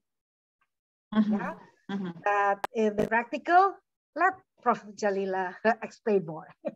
Okay, thank you, Dr. Ligaya. So please, Prof. Jalila. Ika, apa soalan dia? Yeah, but that's the thing, Prof. I mean, like in the campus, you as a practitioner, just the same like a pet animal practitioner, actually. But your space is in the campus. I think it is really like us now in IPB, we have Rumah Sakit Hewan, you know? Yes. So I want the same like that actually. Yeah, so it's a little bit different because I mentioned earlier, like a client, they have a wild animal, the animal gets sick. They confused, where should I bring the animal? They cannot go to the hospital in the zoo because no, zoo is private. I mean, like this internal for the zoo, but they can go to the animal hospital, maybe in the campus or in a practitioner, that animal practitioner. Yeah. Yes, I mean, I agree with Dr. Lydia because it is different when we deal with livestock. You know, I'm also last time, you know, went to the farm, see the backyard farms, helping the farmers as well. Went to commercial farms because when, for example, here in UPM, when we talk about avian medicine, we do poultry. We do the exotic pets. We also do wild birds. So there are three big components. So for poultry, of course, I have my colleague, Dr. Nick now. He's a poultry man. So long time ago, I used to go out when he was abroad, did his study. So that's where a different exposure. You know, when you deal with the livestock, it's different because we are working in a flock group. So, but chicken, of course, there's some pet chicken, you know, pet duck. Of course, you know, we have to treat it like a pet bird. You know, sometimes people bring a chicken, then actually is a pet chicken. So I always tell my student, you have to know that this is a pet chicken, not the chicken in the farm. So you have to handle you have to ask the owner, what is the name of the chicken? You know, we cannot catch them when it is in the farm. So you have to catch it in a body grab, pet the chicken, you know. So sometimes I tell the student, don't say that we can slaughter and cook curry. So this is something that you know. So that's why they to be a veterinarian in a poultry section, there are a group that working on it is to take care of the food security and others. But for myself, for pet own, yes, they come and see us. But normally when they buy birds, they want to see a vet to see whether, you know, to do the health check. That's where normally our contributions to educate them, to make sure what are the, you know, how to take care of them. So by doing that, we able to share the knowledge about preventive medicine there. You know, of course, we don't have a vaccination for birds. You know, it's not so much study on it. Maybe one or two in US or Europe, but we did not bring it here. So of course we have to know the status of the disease in our own country. So that's where the vaccination needed, or whether we able to make vaccine our own. So that's something different when we deal with you know, pet bird, exotic birds, and zoo birds. Of course, the zoo birds also refer to us when we are working together, especially with facilities or maybe some knowledge. So we are working closely. That's how a vet out there and the vet in the zoo, we all normally working together. And, for that. Yes. Thank you. Thank you very much, Dr. Rigaya, Prof. Jalila. Now, I think that we have a question in the chat box here. This one is Tania Mutiara. Yes. Tania Mutiara, do you want to ask your question directly? Okay. You can open your mic or committee. Okay. Hello, I'm Tania Mutiara. I'm doing a master program in Massey University on New Zealand wood pigeon. Okay, sorry. I'm gonna start the video. The background is kind of dodgy, so please. Hi Tanya, how are you? Okay. Hi. So I'm a former student also in IPB in FVM-IPB. And I'm doing a master program on conservation in Massey University, New Zealand. So on my master thesis program, I'm doing a project on New Zealand wood pigeon rehabilitation, and we noticed quite a few things about their rehabilitations. One of that is the tail feather damage. So New Zealand pigeon is apparently a very panicky bird, especially during their treatments in the animal hospital. So there's a lot of cases where they have tail feather damage. But we also found out that doing imping is not as easy as it seems, because it's pretty hard to find like a similar size of feather. True. And so I would like to ask if there is like how much of size difference then the bird can tolerate? Like, has it to be exactly the same size, or we can like get away with like 1 or 2 millimeters difference? Another question is also about native and captive diets. So in New Zealand, we have a lot of native. So apparently the native species in New Zealand depends a lot with their native plants diet, and the native plants diet are not easily accessible for like for in captivity. Yeah. Do you find similar cases regarding this captive and captive versus native diets? Because in here I found out that even the size of like the shape, the size, and the content of the pieces between the birds, the wild bird that just came into the rehabilitation center and the birds that has spent quite some time in the rehabilitation, their feces is kind of different. So I would like to know if you found pieces during your practice. Yeah. Okay, so Tanya, for the second question first, because I just heard about it, about the diet. This one for, you said for the pigeon, right? Or for any birds? I also found it.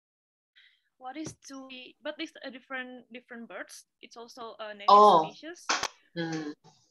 I don't have experience with the, normally when bird in captivity, depending on the different species that come in, especially when we deal with wild bird, we pretty common seeing raptors. Maybe other, birds, jungle birds or whatever, it not as a common. But of course, if bird, we know that it is a bird that eating seed, we just get available seed that, in a store. Or fruits, we just provide what's are the fruits that are available, papaya, if completely to get what are the different leaves or whatever, that one in captivity we did not go with it. I did not practice that way. For the imping feathers, especially when we deal with birds in captivity, if the bird come in with all perfect feathers, make sure the tail feathers, you cannot leave it like that. I normally practice the imping feathers, tail guard, this one for raptors. But of course, tail guard, you maybe can apply in a pigeon, but I don't know, because sometimes some birds, it's easy to come out. Because the nature of the animal, right, in the wild, because of it's easily for prey to pull there is a reason why their tail is long, why it's easily come out, because in the wild, God make it like they easily can run away and run away from their prey, from their predator. Yeah. So that's why for the tail feathers, especially in raptors, I don't know, maybe can apply for your work, the pigeons or that, because the first thing is we must make sure apply the tail guard. We use what is that, X-ray film, that old or plastic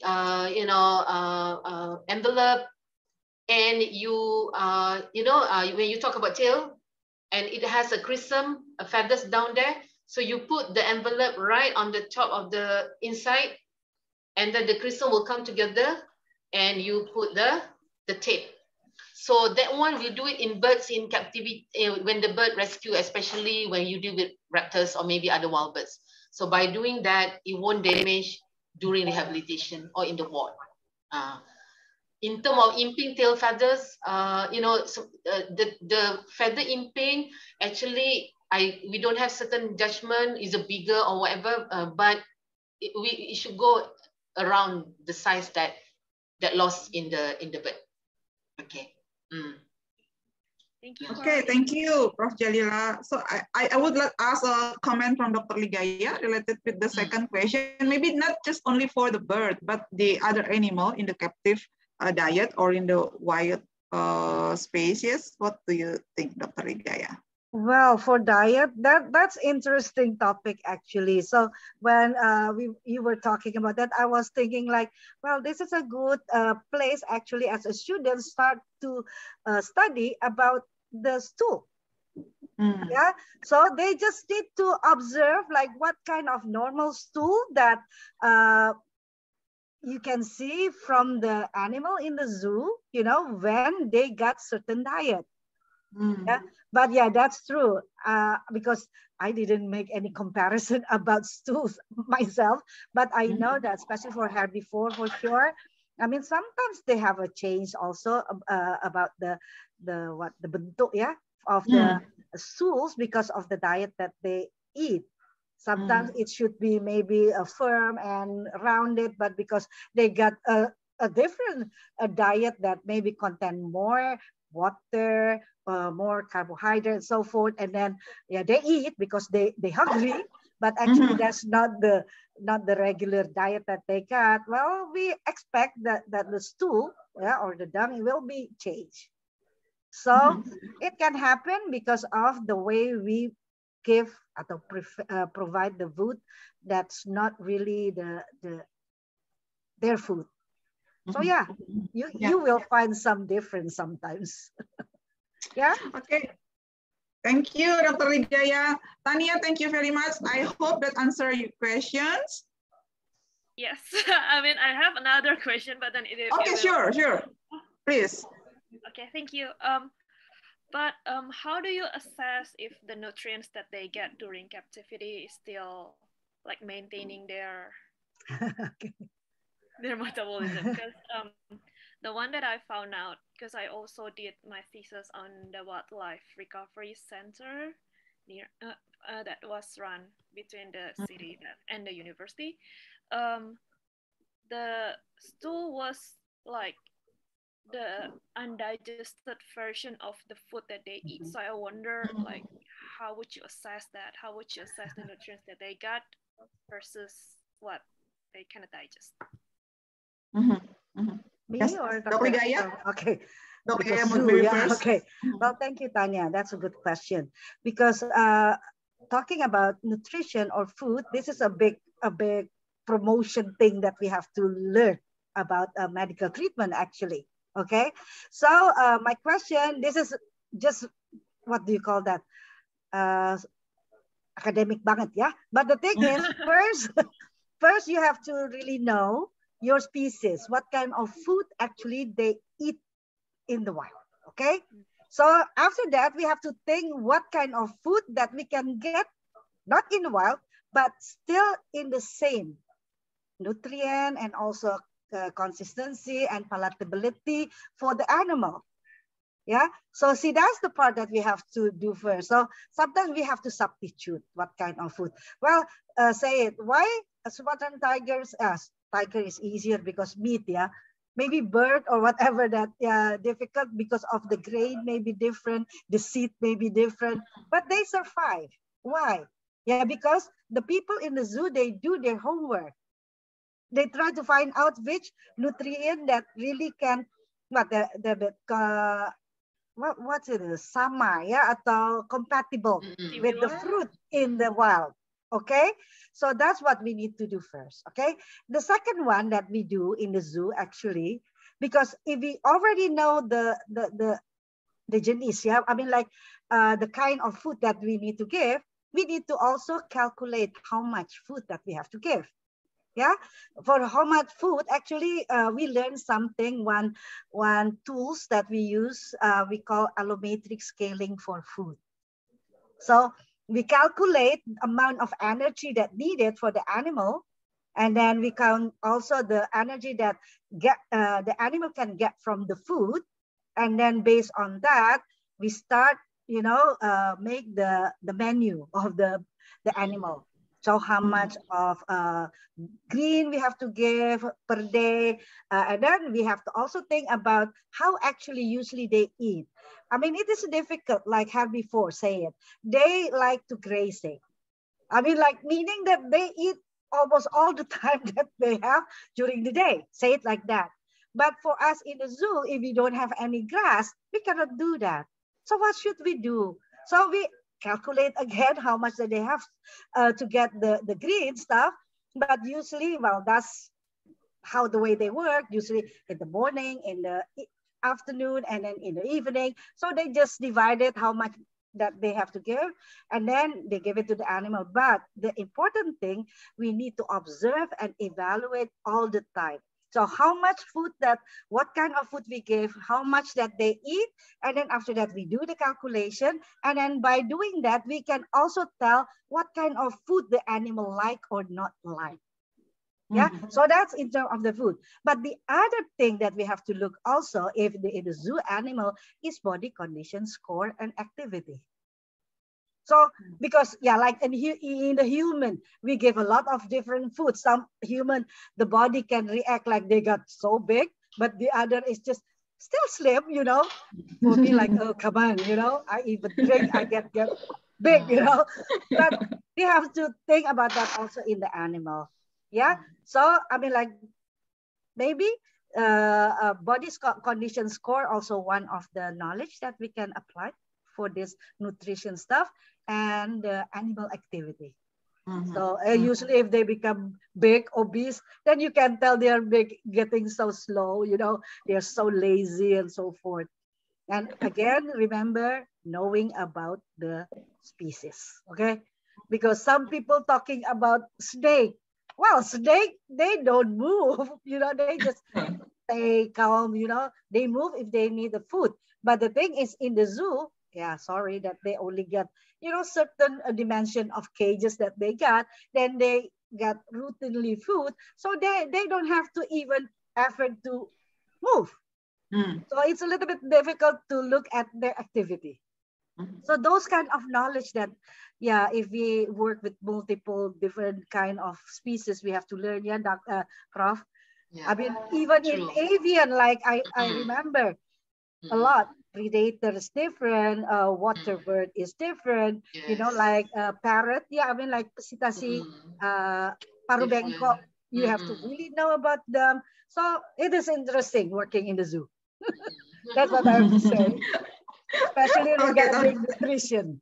That's the part, I mean, that's the part that also I learned a lot besides reproduction. And veterinarian for sure. I'm a vet. Yes, thank you. Prof. Jalila, any comments related to Tania's last question? I think for avian also depend on the species because we have so many orders. That is the challenge. But I think that's what Dr. Ligaya mentioned just now about the knowledge. Actually, we as a vet, we may be good in, clinical application, all the techniques, because we need a skill. But we have to know the species, their biology, their food, and then where they live in the wild, because this is something that maybe many people thinking that to be a vet, you just be in the clinic and then you see the bird, you do it. But actually, maybe because I'm lucky enough during my study time, I took so many classes because I think I want to be an avian vet, but I don't know where the bird, what are the species, what are the conservation work. That's why I took so many courses until I, end up finish late in my study. And then it's rewarding because I noticed that when people bring the bird, I know, oh, this is a water bird. So this is the place. Then from there, we can tell the student, you cannot just the bird come and you do, techniques, all those things. But after that, what you want to do? So about the food, all that, as Dr. Ligaya mentioned just now, I agree about maybe some bird that the food and easily to find is not difficult, but to comparable different same diet, there is a lot of choice, for parrot, for example. But we have to know maybe for wild bird, what are the different diet that they take. So we have to to know about it. But maybe the cases not so many. Raptors is very common. Parrot is very common. Maybe jungle bird. Sometime when people go birding, they found a bird. Then that's where we start looking at the book. What bird is this? Something like that. But for small bird, it's important, especially because they're growing. If you rehab them, because they need to have calcium supplement, light, all those things. So for their bone development and others. Yep. I think. Interesting. Thank you very much, Prof. Jalila. Tanya? I think that's already answered your question. Thank you. Thank you very much for joining us today. Good luck for your master, Tanya. Yes, good luck for your study. Oh, yeah. Thank you. With Messi, right, Tanya? In Messi. With Prof. Gato, who's your supervisor? With Wildlife Center there, Messi? Oh, she's gone. Oh, okay, maybe the connection. Tanya? Okay. Yes. Okay, let's move to the second question. There's a question from Izatul Zahira. Izatul Zahira, do you want to ask your question directly?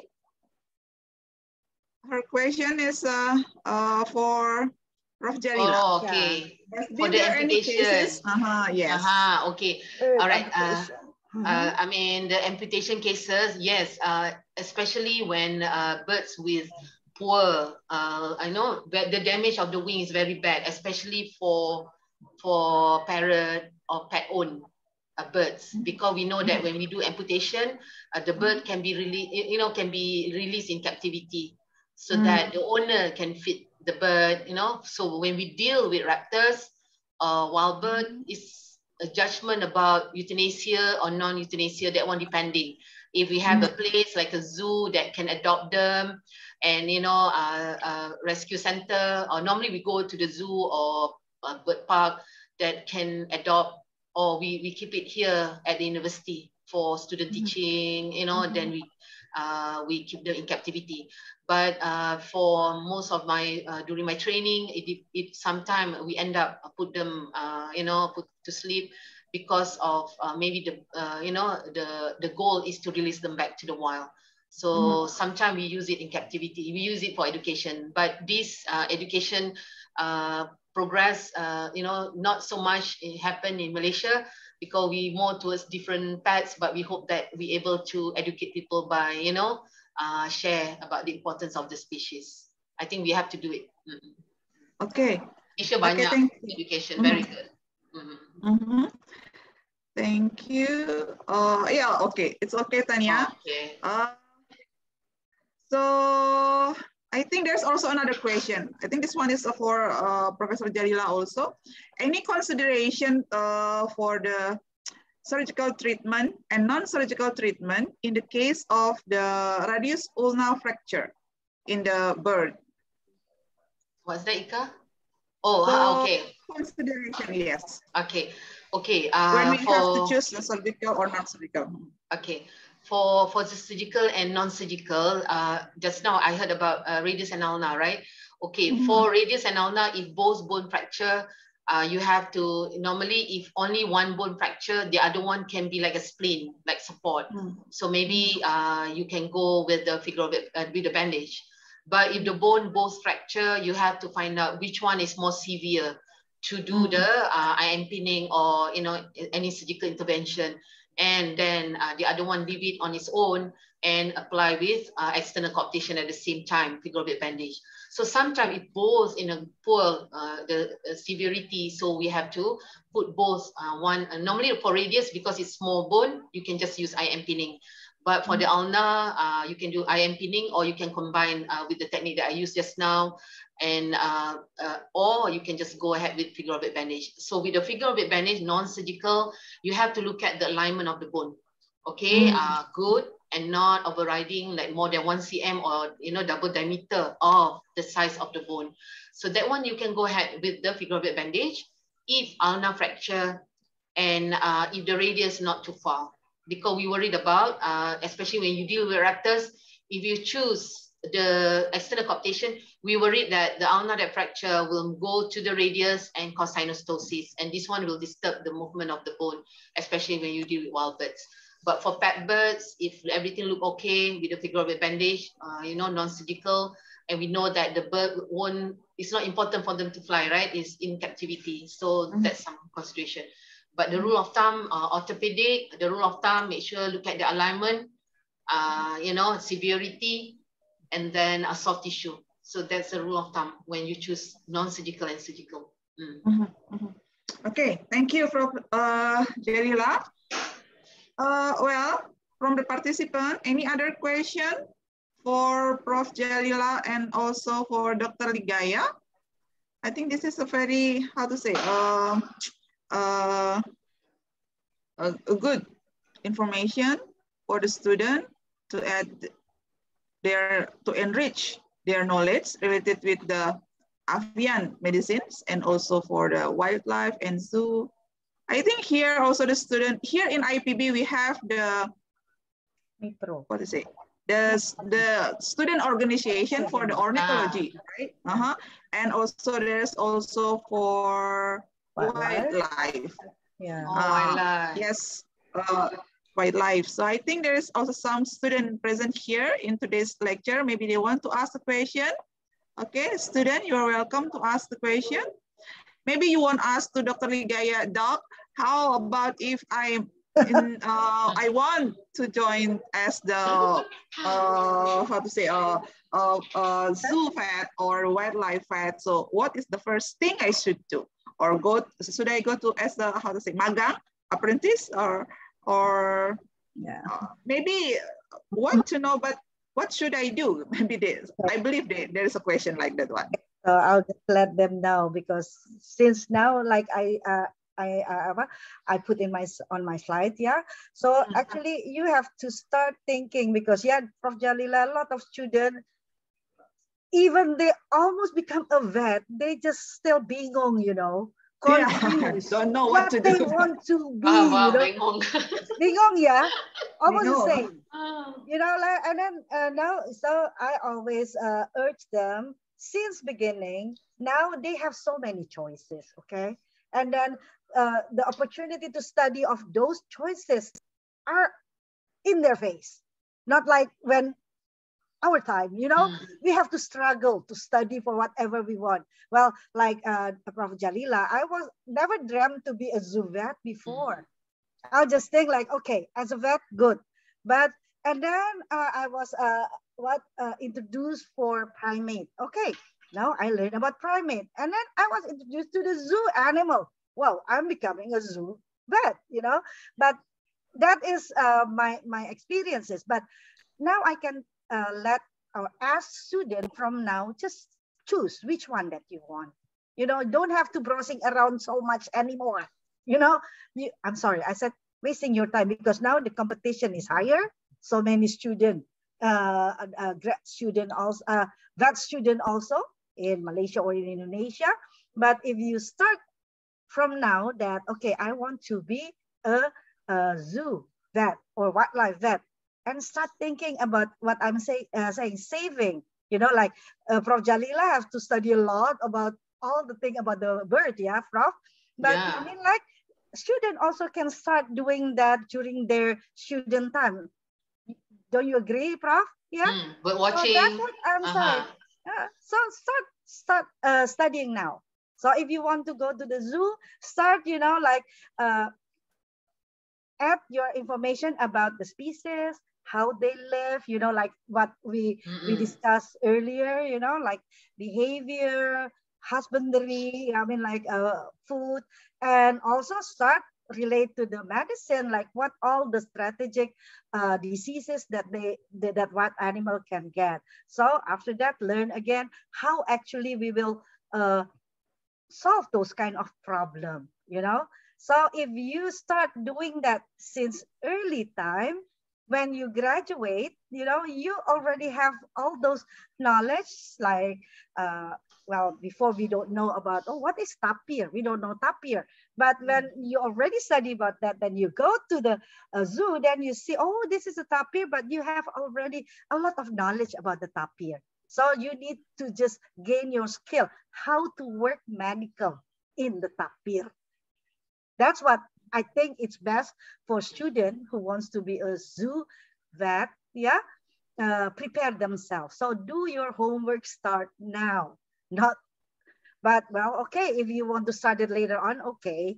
But remember, sometimes you cannot study it also for your colleague, because not all your colleague will, freely said, okay, I will teach you. No, believe me, you have to look at me, how the way I work, study from that, But if you already prepare it from now, while you look at your colleague work, it's easy because, oh, I know about this,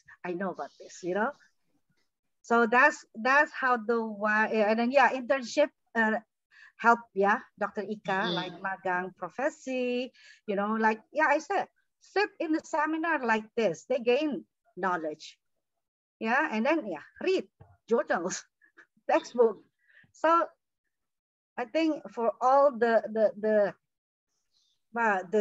choice that one choose, we have to be diligent, study and become a good, or not a good, excellent veterinarian, on the field, which field that they choose. But yes, you have to prepare.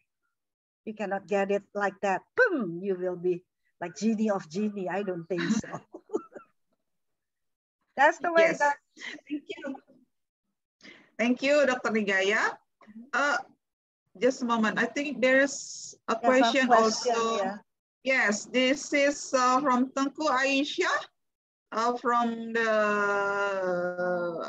okay. She's from Malaysia, but a student in IPB University. Okay. Do you want to ask the question directly, Tengku Aisyah?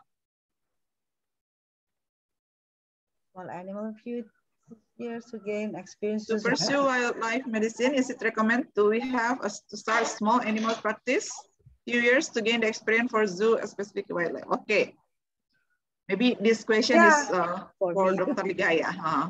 Okay, Aisha, I think, it is good. What kind of internship that you want to do, it's okay. Okay, this is good, but it's not necessarily, but you have to do small animal first and go to the zoo. Because in the zoo, you also can study about that. See, that's why what I'm suggested, if you want to go to the wild animal, so just do your apprentice or internship in the wildlife area, like in the rescue center maybe, or in the zoo while you are in your student years, you can do it. Because based on my knowledge, working as a vet, the basic knowledge all are the same. But there are certain characteristics that we need to learn how to apply our medicine knowledge into a certain species of animal. I have to mengaku, bird is the one that I'm afraid of. Because why? I'm entirely, I'm not menakuti, but the thing is with the bird, like what I wrote one sentence in it, mostly one animal never give the symptom if they are sick. Betul ya, Prof. Jalila? But until they close to die, they will let us know, I'm really sick. So, I think sometimes with the bird, when after I practice in the zoo, I said, okay, everything okay, okay, I have to go back home. And then the day after I came there, and then I got a report like, Doc, that bird died. Oh gosh. They didn't give me any clue whether the bird is sick or not. So that was scared me. Because, for now, I actually, the students are really, really, really fortunate because Prof. Jalila can give, Dr. Combo can give, so much of about Avian. medicine now, they can learn. But my term now, now, because I learned more about primate, carnivore, when it come to bird, I was like, oh gosh. Then I got one case with Kasuari, Prof. I was like, oh my God, this bird is big. You know, what should I do? You know, it's scary sometimes if you never have any experiences or any clue. But that time we couldn't help the bird because, yeah, you know, yeah, because I have in safari park. Yeah, so the animal run freely, and then they put the bird sometimes with the same with the antelope, with the deer, you know. And then what happened? I don't know.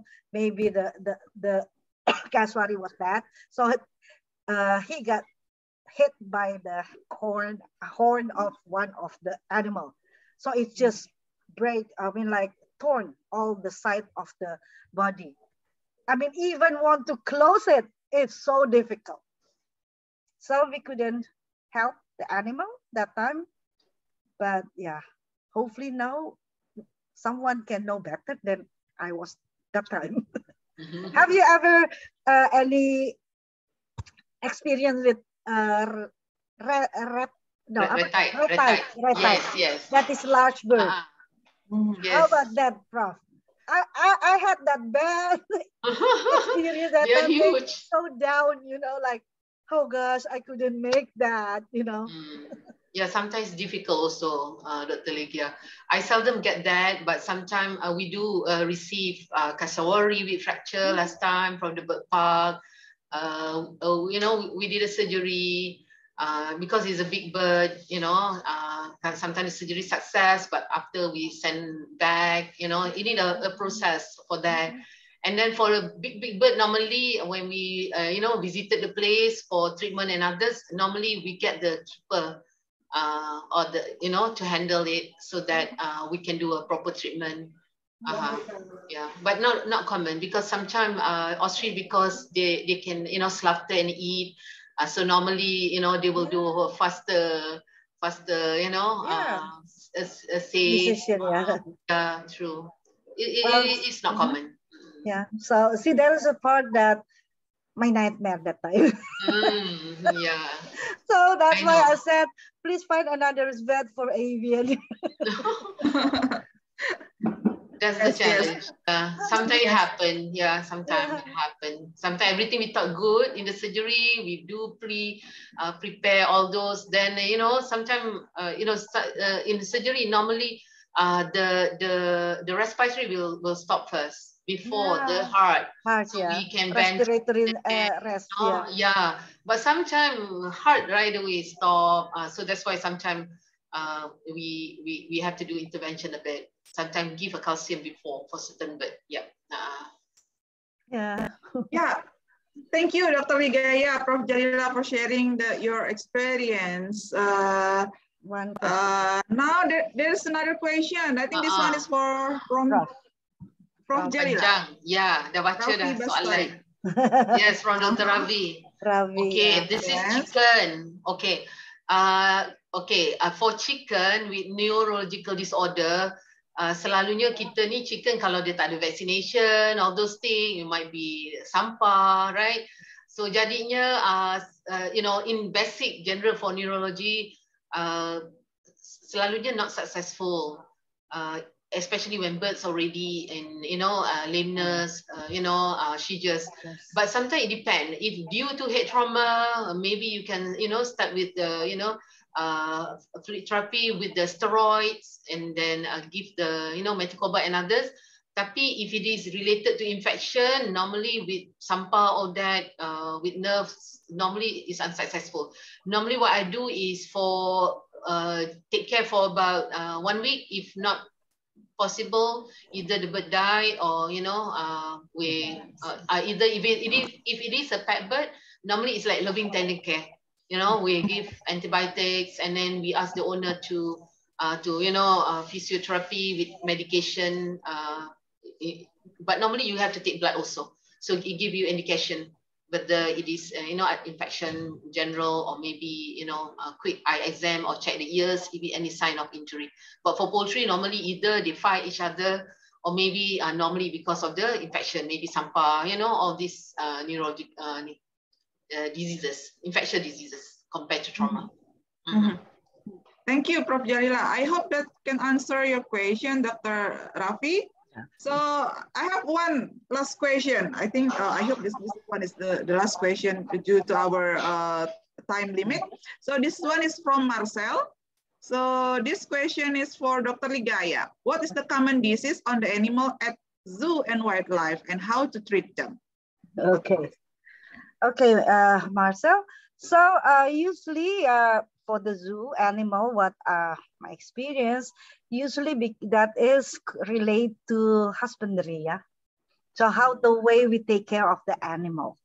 So for example, diarrhea, a lot, yeah, because of, maybe not correct nutrition that we gave, and then also because of the stress that they got, because diarrhea can also happen because of the stress, okay? And then sometimes trauma, because they fight each other, yeah? Or maybe also trauma because of misconduct of treatment, I mean like not treatment, how to handle the animal, yeah, but it is so seldom, or almost never. I think that I got the respiratory disease. We can find it, but not too many. Because why? So this is the thing that I want to emphasize. Yeah, I'm sorry, I'm not answering all the diseases, because the diseases is more toward the management, how to take care of the animal. Yeah, but the thing is, because the program in the zoo, we push on the preventive medicine. So promotive and preventive medicine. So most of the diseases but the thing that also sometimes high, if we are not do the sanitation, yeah, like parasite. That also one of the case that sometimes it's high. So we know if parasite occurred in their collection, we only said, whoa, you are jorok, yeah. So actually the sanitation is not good, because we can prevent it if we want to do it. Yeah. So I think that's the diseases that we can find that's more toward the environment, how the way we treat the animal. So it can cause. But one part that really, I heard a lot also is TB, yeah. Tuberculosis, especially in primate. But the thing is, sometimes we cannot do anything that, sometimes the animal that come into the zoo, bisa titipan, yeah. So they ask us to keep the animal because of what confiscated. But sometimes they already stay so long with other people, so they get infected. But yeah, like in human, we cannot kill the animal, but we have to cure the animal, and also to prevent how the transmission will stop. So that's the only way we have to do it.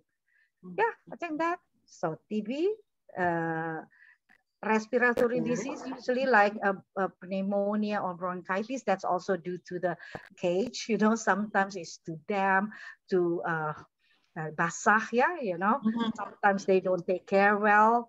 Yeah, and then diarrhea, trauma, parasitic disease. I think that, Marcel, that you will find a lot in the zoo. Yeah. But a good zoo will not give that report a lot. Because, everything taken care of already, prevention. Prevention is the key point. Okay. Yeah. Thank you very much, Dr. Ligaya.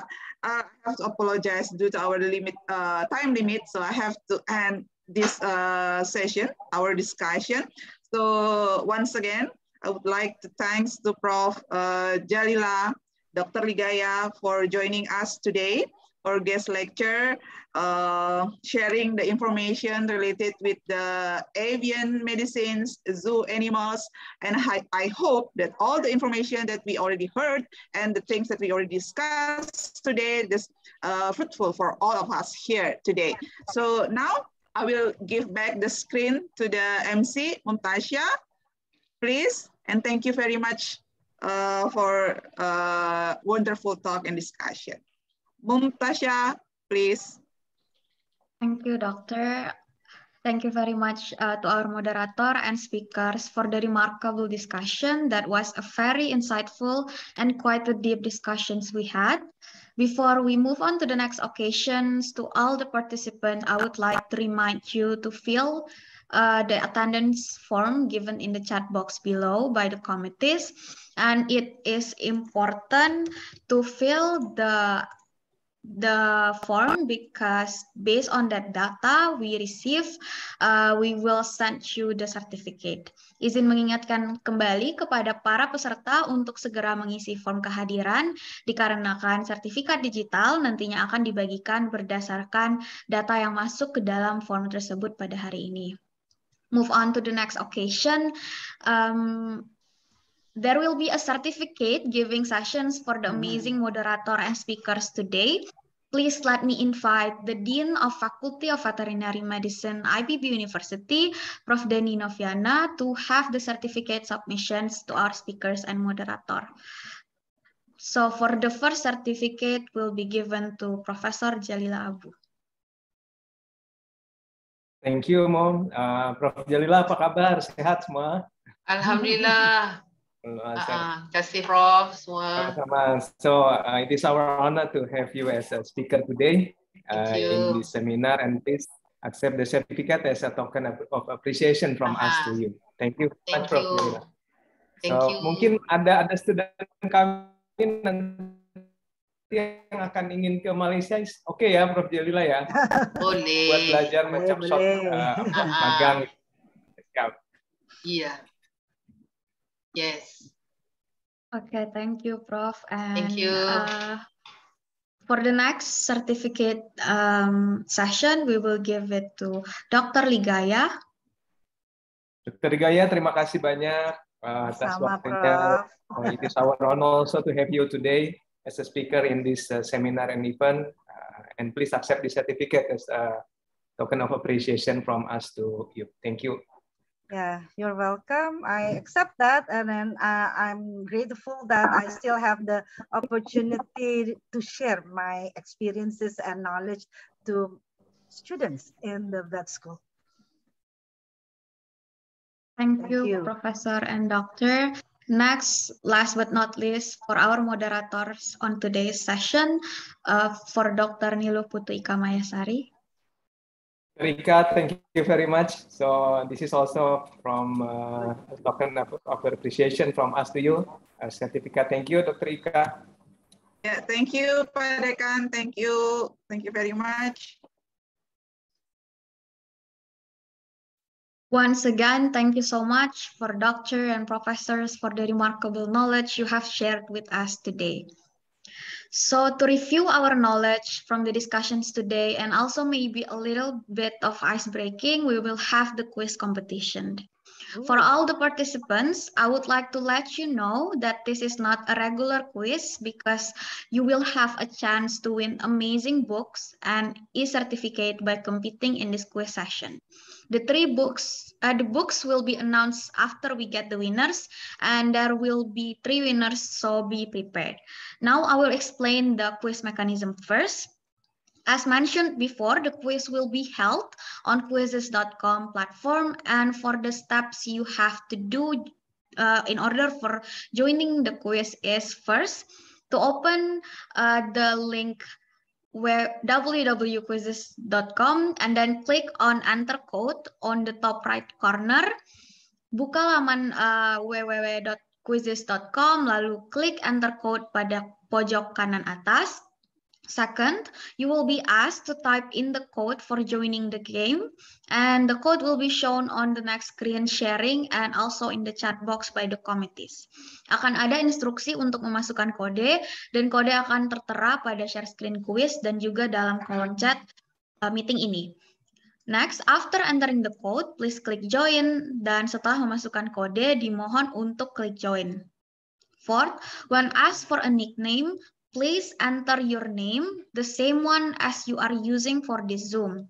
Ketika diminta untuk memasukkan nickname, dimohon untuk mengisi dengan nama yang sama pada format Zoom meeting ini. Fifth, wait for others to join and then follow the instructions and later the quiz will start. Diharap menunggu terlebih dahulu untuk peserta lainnya dan lalu ikuti alur kuisnya lalu bisa langsung mengerjakan. Note, may I remind you that 3 highest score later should screenshot the result of the quiz as a proof to claim the prize. Izin mengingatkan bahwa 3 prize score tertinggi nanti wajib untuk men-screenshot hasil quiz sebagai bukti untuk mengklaim hadiah nanti. Okay, so for the committees, I think we should start the quiz.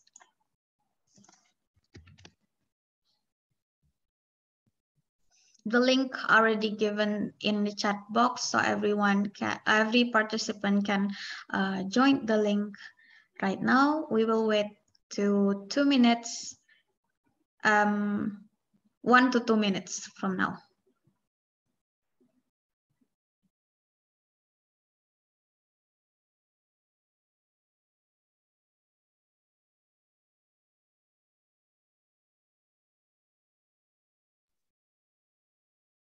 While we wait for the screen sharing, everyone can already access the link right now. And then don't forget to insert the same name as the Zoom meeting format's name. Thank you. Thank you for the committees for sharing the screen. So everyone can start joining now.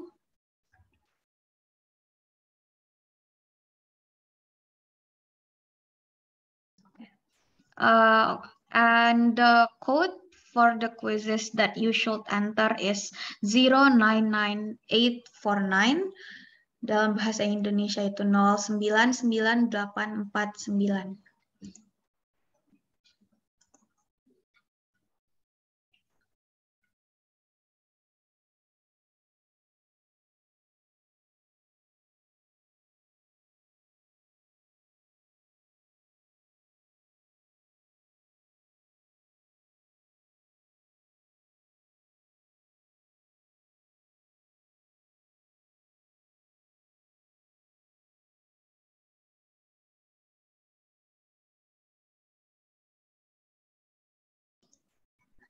So everyone, we are still waiting. And if you have any technical issues on joining the quiz, please let the committees know. You can DM me or one of the co-hosts in this Zoom meeting.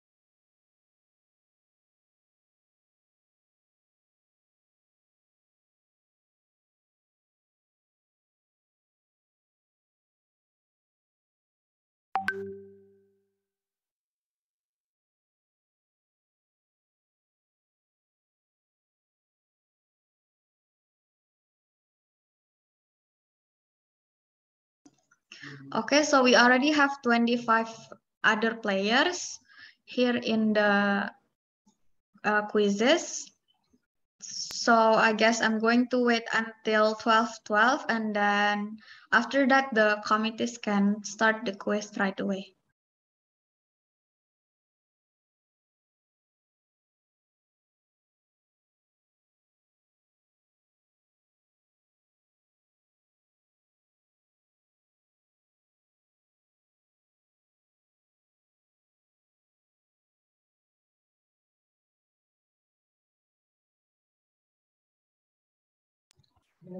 Okay, so since we already have 30 participants, we're going to start the quiz right now.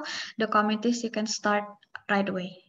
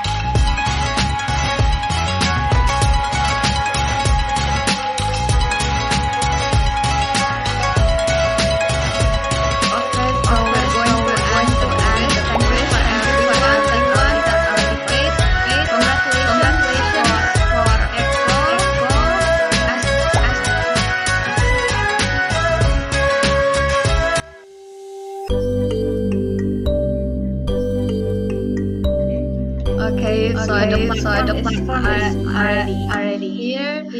Congratulations for all of the third winners. Congratulations to Festarial as the second, and then Echo as the first, and then the third to Bong Ai. So for all the winners, please confirm your name that corresponds to the name you fill in the attendance form to one of the co-hosts in this Zoom meetings. Kepada para pemenang dimohon untuk konfirmasi nama dan screenshotan hasil memenangkan kuis yang sesuai dengan nama dan form dan jangan lupa untuk mengisi form presensi kepada co-host di Zoom meeting ini. So as an information too, that unfortunately, if you missed the sessions on today's occasions or the recent presentations, don't worry, because today's agenda recording will be uploaded into our faculty YouTube account, FKH IPB official, and also for last but not least, don't forget to fill the attendance form that already given in the chat box below in order to receive your e-certificate. So the committees can, next slide. Here's the books for all the third winner that win the quiz competitions today. So congratulations once again. Next. And we will send you the e-certificate 7 days from now. Next. And as what I mentioned before, that the agenda's recording today will be uploaded into our faculty YouTube account. So if you miss some of the recent presentation or the discussion, you still can access it in our YouTube account. Next. Oh, okay, our respectful participant, unfortunately, we are now reaching the end of the agenda. On behalf of the committee, we would like to ask for apology for any unexpected inconvenience along the activity. And we would also like to say thank you for the respectful moderator, speakers, and all the participants that have come today with such great energy and active participations. See you on the next occasions. Wassalamualaikum warahmatullahi wabarakatuh. And thank you. See you everyone. Thank you, Mumna. Terima kasih semuanya, Prof. Jalila, kan semuanya, kasih banyak. I'm guessing you know you own a lot of things that it don't. Terima kasih Prof. Jalila, terima kasih semuanya.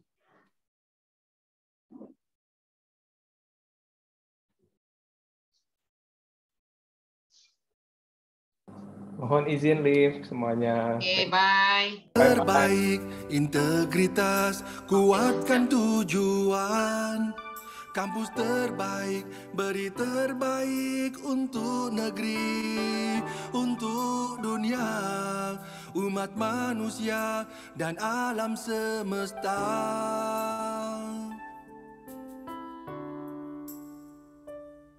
Mari bersama hadirkan masa depan dalam langkah dan pikiran agar selalu terdepan, berbekal ilmu dan jiwa pengabdian. Deras arus zaman takkan tertahan, majulah melangkah, oh majulah.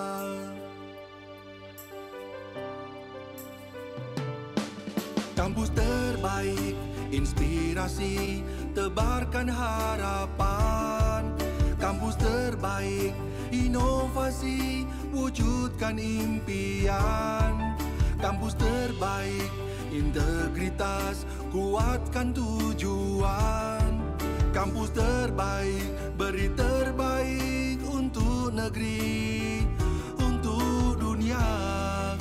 umat manusia dan alam semesta. Mari bersama hadirkan masa depan dalam langkah dan pikiran agar selalu terdepan, berbekal ilmu dan jiwa pengabdian. Deras arus zaman takkan tertahan, majulah melangkah, oh majulah.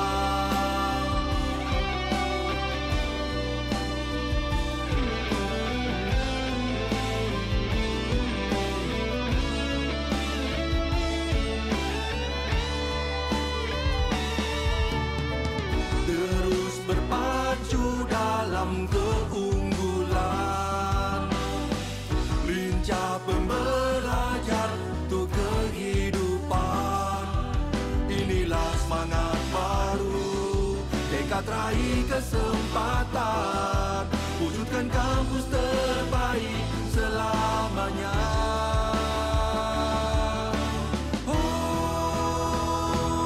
Mari bersama hadirkan masa depan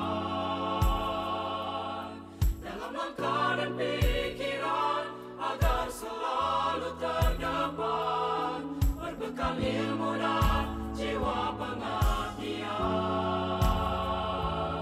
Deras arus zaman takkan tertahan, majulah melangkah.